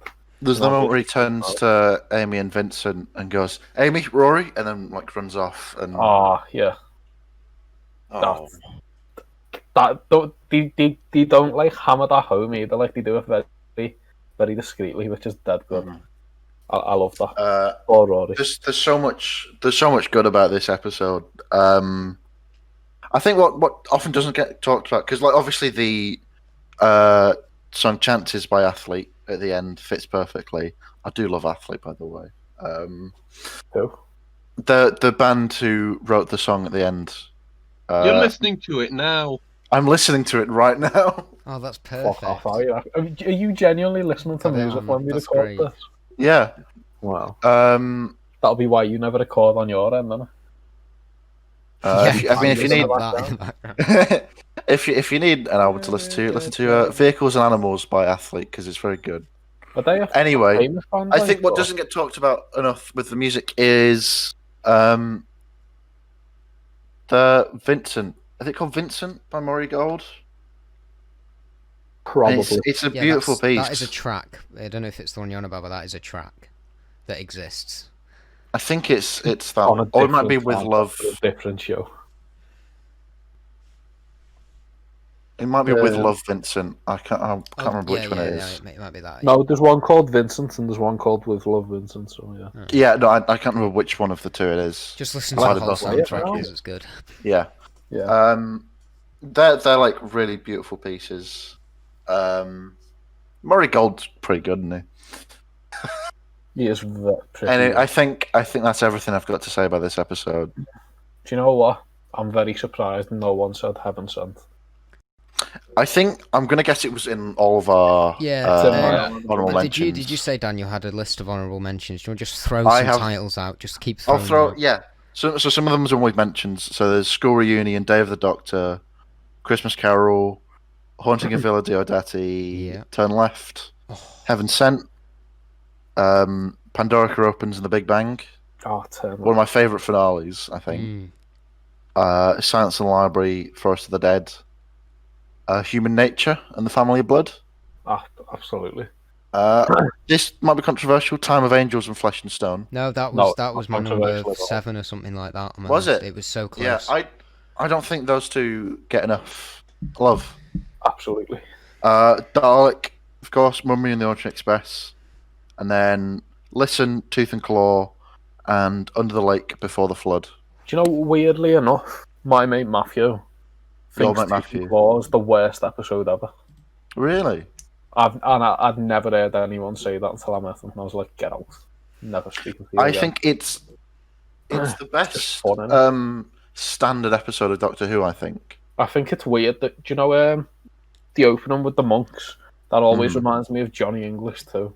That's how they dress it now. Two more stories we haven't talked about that nearly made it onto my list: Blink Go on. and Victory Of of the course. Daleks. Because I Yeah. know Victory it's of the Daleks, I know it's interesting. stupid. I know it should have been 2 Yeah. parts, but I love that so much. What about you, Cameron? Only one that I've got that's not been mentioned is Unquite Dead. Oh, great! Yeah. My uncle loved that episode when he watched Yeah. it. Wow. It's like one of the first proper back in time ones that we get, Yeah. if Yeah. not the first. And it's Ever. like, as Paul had said before, this is sort of like Nine's It's Christmas the first special time that because the Doctor ever time travels in the show. Yeah, ever. Like, he gets Just never his put Christmas forward. special. He gets to see Charles Dickens at Christmas with ghosts, and Yeah, basically, It has one of the best, most underrated lines ever in it, where he like gives him a bit of criticism, and he's like proper like, "Oh, I thought you were a fan," and he's like, "Oh, well, if you can't take criticism." Yeah. yeah. Yeah. But, great. Let's not spend too long on it because, of course, it is an honorable mention. Yeah. Have you got any Paul? Yeah, Haven't mentioned. Father's Day, Vincent and the Doctor, Heaven Sent. Mhm. The World Enough in Time, The Doctor Falls, It Takes You Away, Fugitive of the Jadoon, Rosa, Demons of the Punjab, Turn Left, anything from Series 4, basically. Yeah. So I was making a tally actually as we were going along of who Every like time I of the said, it's just good. of the amount of times like a single writer has appeared on this list. Oh yeah. Interestingly, the only people who've appeared more than once are Stephen Moffat and Russell T Davies, and they're both on it 5 times. 5 of their episodes appear on, and then every other writer, we've got Toby Whitehouse, Jamie Mathen, Chris Chibnall, Vinny Patel, Neil Gaiman, Robert Richard Sheeran, Curtis. and Richard Curtis, and another one, Neil Long, maybe. I've just got NL. I can't remember who that's referring to. Neil Lehman. Yeah, they are. Neil Lehman. He's the guy who In wrote layman's Nightmare terms. in Silver. Yeah, so yeah, I think it's interesting that Stephen Moffat and Russell T Davies have so many because obviously they've written a lot of episodes of Doctor Who. Yeah. Well, Stephen Moffat Moffat's has written written the more most of episodes of Who than anyone else. Yeah, I think 60% of the things on my top 5 are Stephen Moffat, and on the long list I made before I shortened it down to these 5 honorable mentions, 85% of them were Stephen Moffat. That's mad. Damn. What's So What's the plan for next week then? Next So, week we're doing a news heavy Before we get episode into on. next week, do feel free, absolutely, to comment below Subscribe. or send us your top 5 yourselves, and we'll read them out. If anyone Send us an chooses to email. message us. Send us an email. What's the email? Simply must be on email. Shobocast@gmail.com. Yeah, well, because you simply have to be on email these days. I predict by the next episode, no one will have sent an email in. So we're gonna. I know, well, outro, but please, for the love of God, edit that out because that was Yeah, I will. that would have been painful That to was listen messy. to. Yeah. So, right, with all of so, that being said, thank you for listening. I think next week we're going to probably watch the pilot. We've also got a lot of news to talk about. Yeah. But there's no who's- guarantee who that always it'll be wants to next say? week because we're Hopefully, still it'll be next week. figuring out how my new schedule's gonna. Yeah, that's fucking- unfortunate. But yeah, it should be fine. Episodes will be a bit later and a bit all over the place. Yeah. They're not. We used to have them out every Tuesday. Like we'd record we used to record kind of Saturday, Sunday, edit on Monday, and then I'd have them out on Tuesday, like midday. Mhm. They're probably gonna be all over the place now for Yeah. for a week or so, for a few episodes. But whatever. We'll be in your Okay. ears Do again you soon. want to say how we can get in contact with us? No, We said do the you? email. carrier pigeon. Carrier pigeon. Nintendo I'm- Picto Chat? I'm at Shinksy _ on Twitter, You- and no one else is going to say that. I'm at Shinksy _ on Twitter. I'm also at Shinxy _ on Twitter. And Paul is at Liverpool. Paul is at Liverpool. And on that note, goodbye. And as Thank a you whole, for we are at listening. the Shobocast on Twitter. Oh yeah, that one. Oh, yeah, Someone that. will read it. Bye. And also on Instagram again. This is Someone going to will be a read nightmare that to on edit. Nemo. Sorry I'm that waving, the you can't episode see failed this. halfway through. This is going to be a long episode, isn't it? No, it'll be fine. Goodbye. It'll just be long to edit. Bye-bye now. Bye. Bye-bye Bye. now. Bye-bye now. Bye-bye. Goodbye. Goodbye now. Theme Bye-bye tune. now.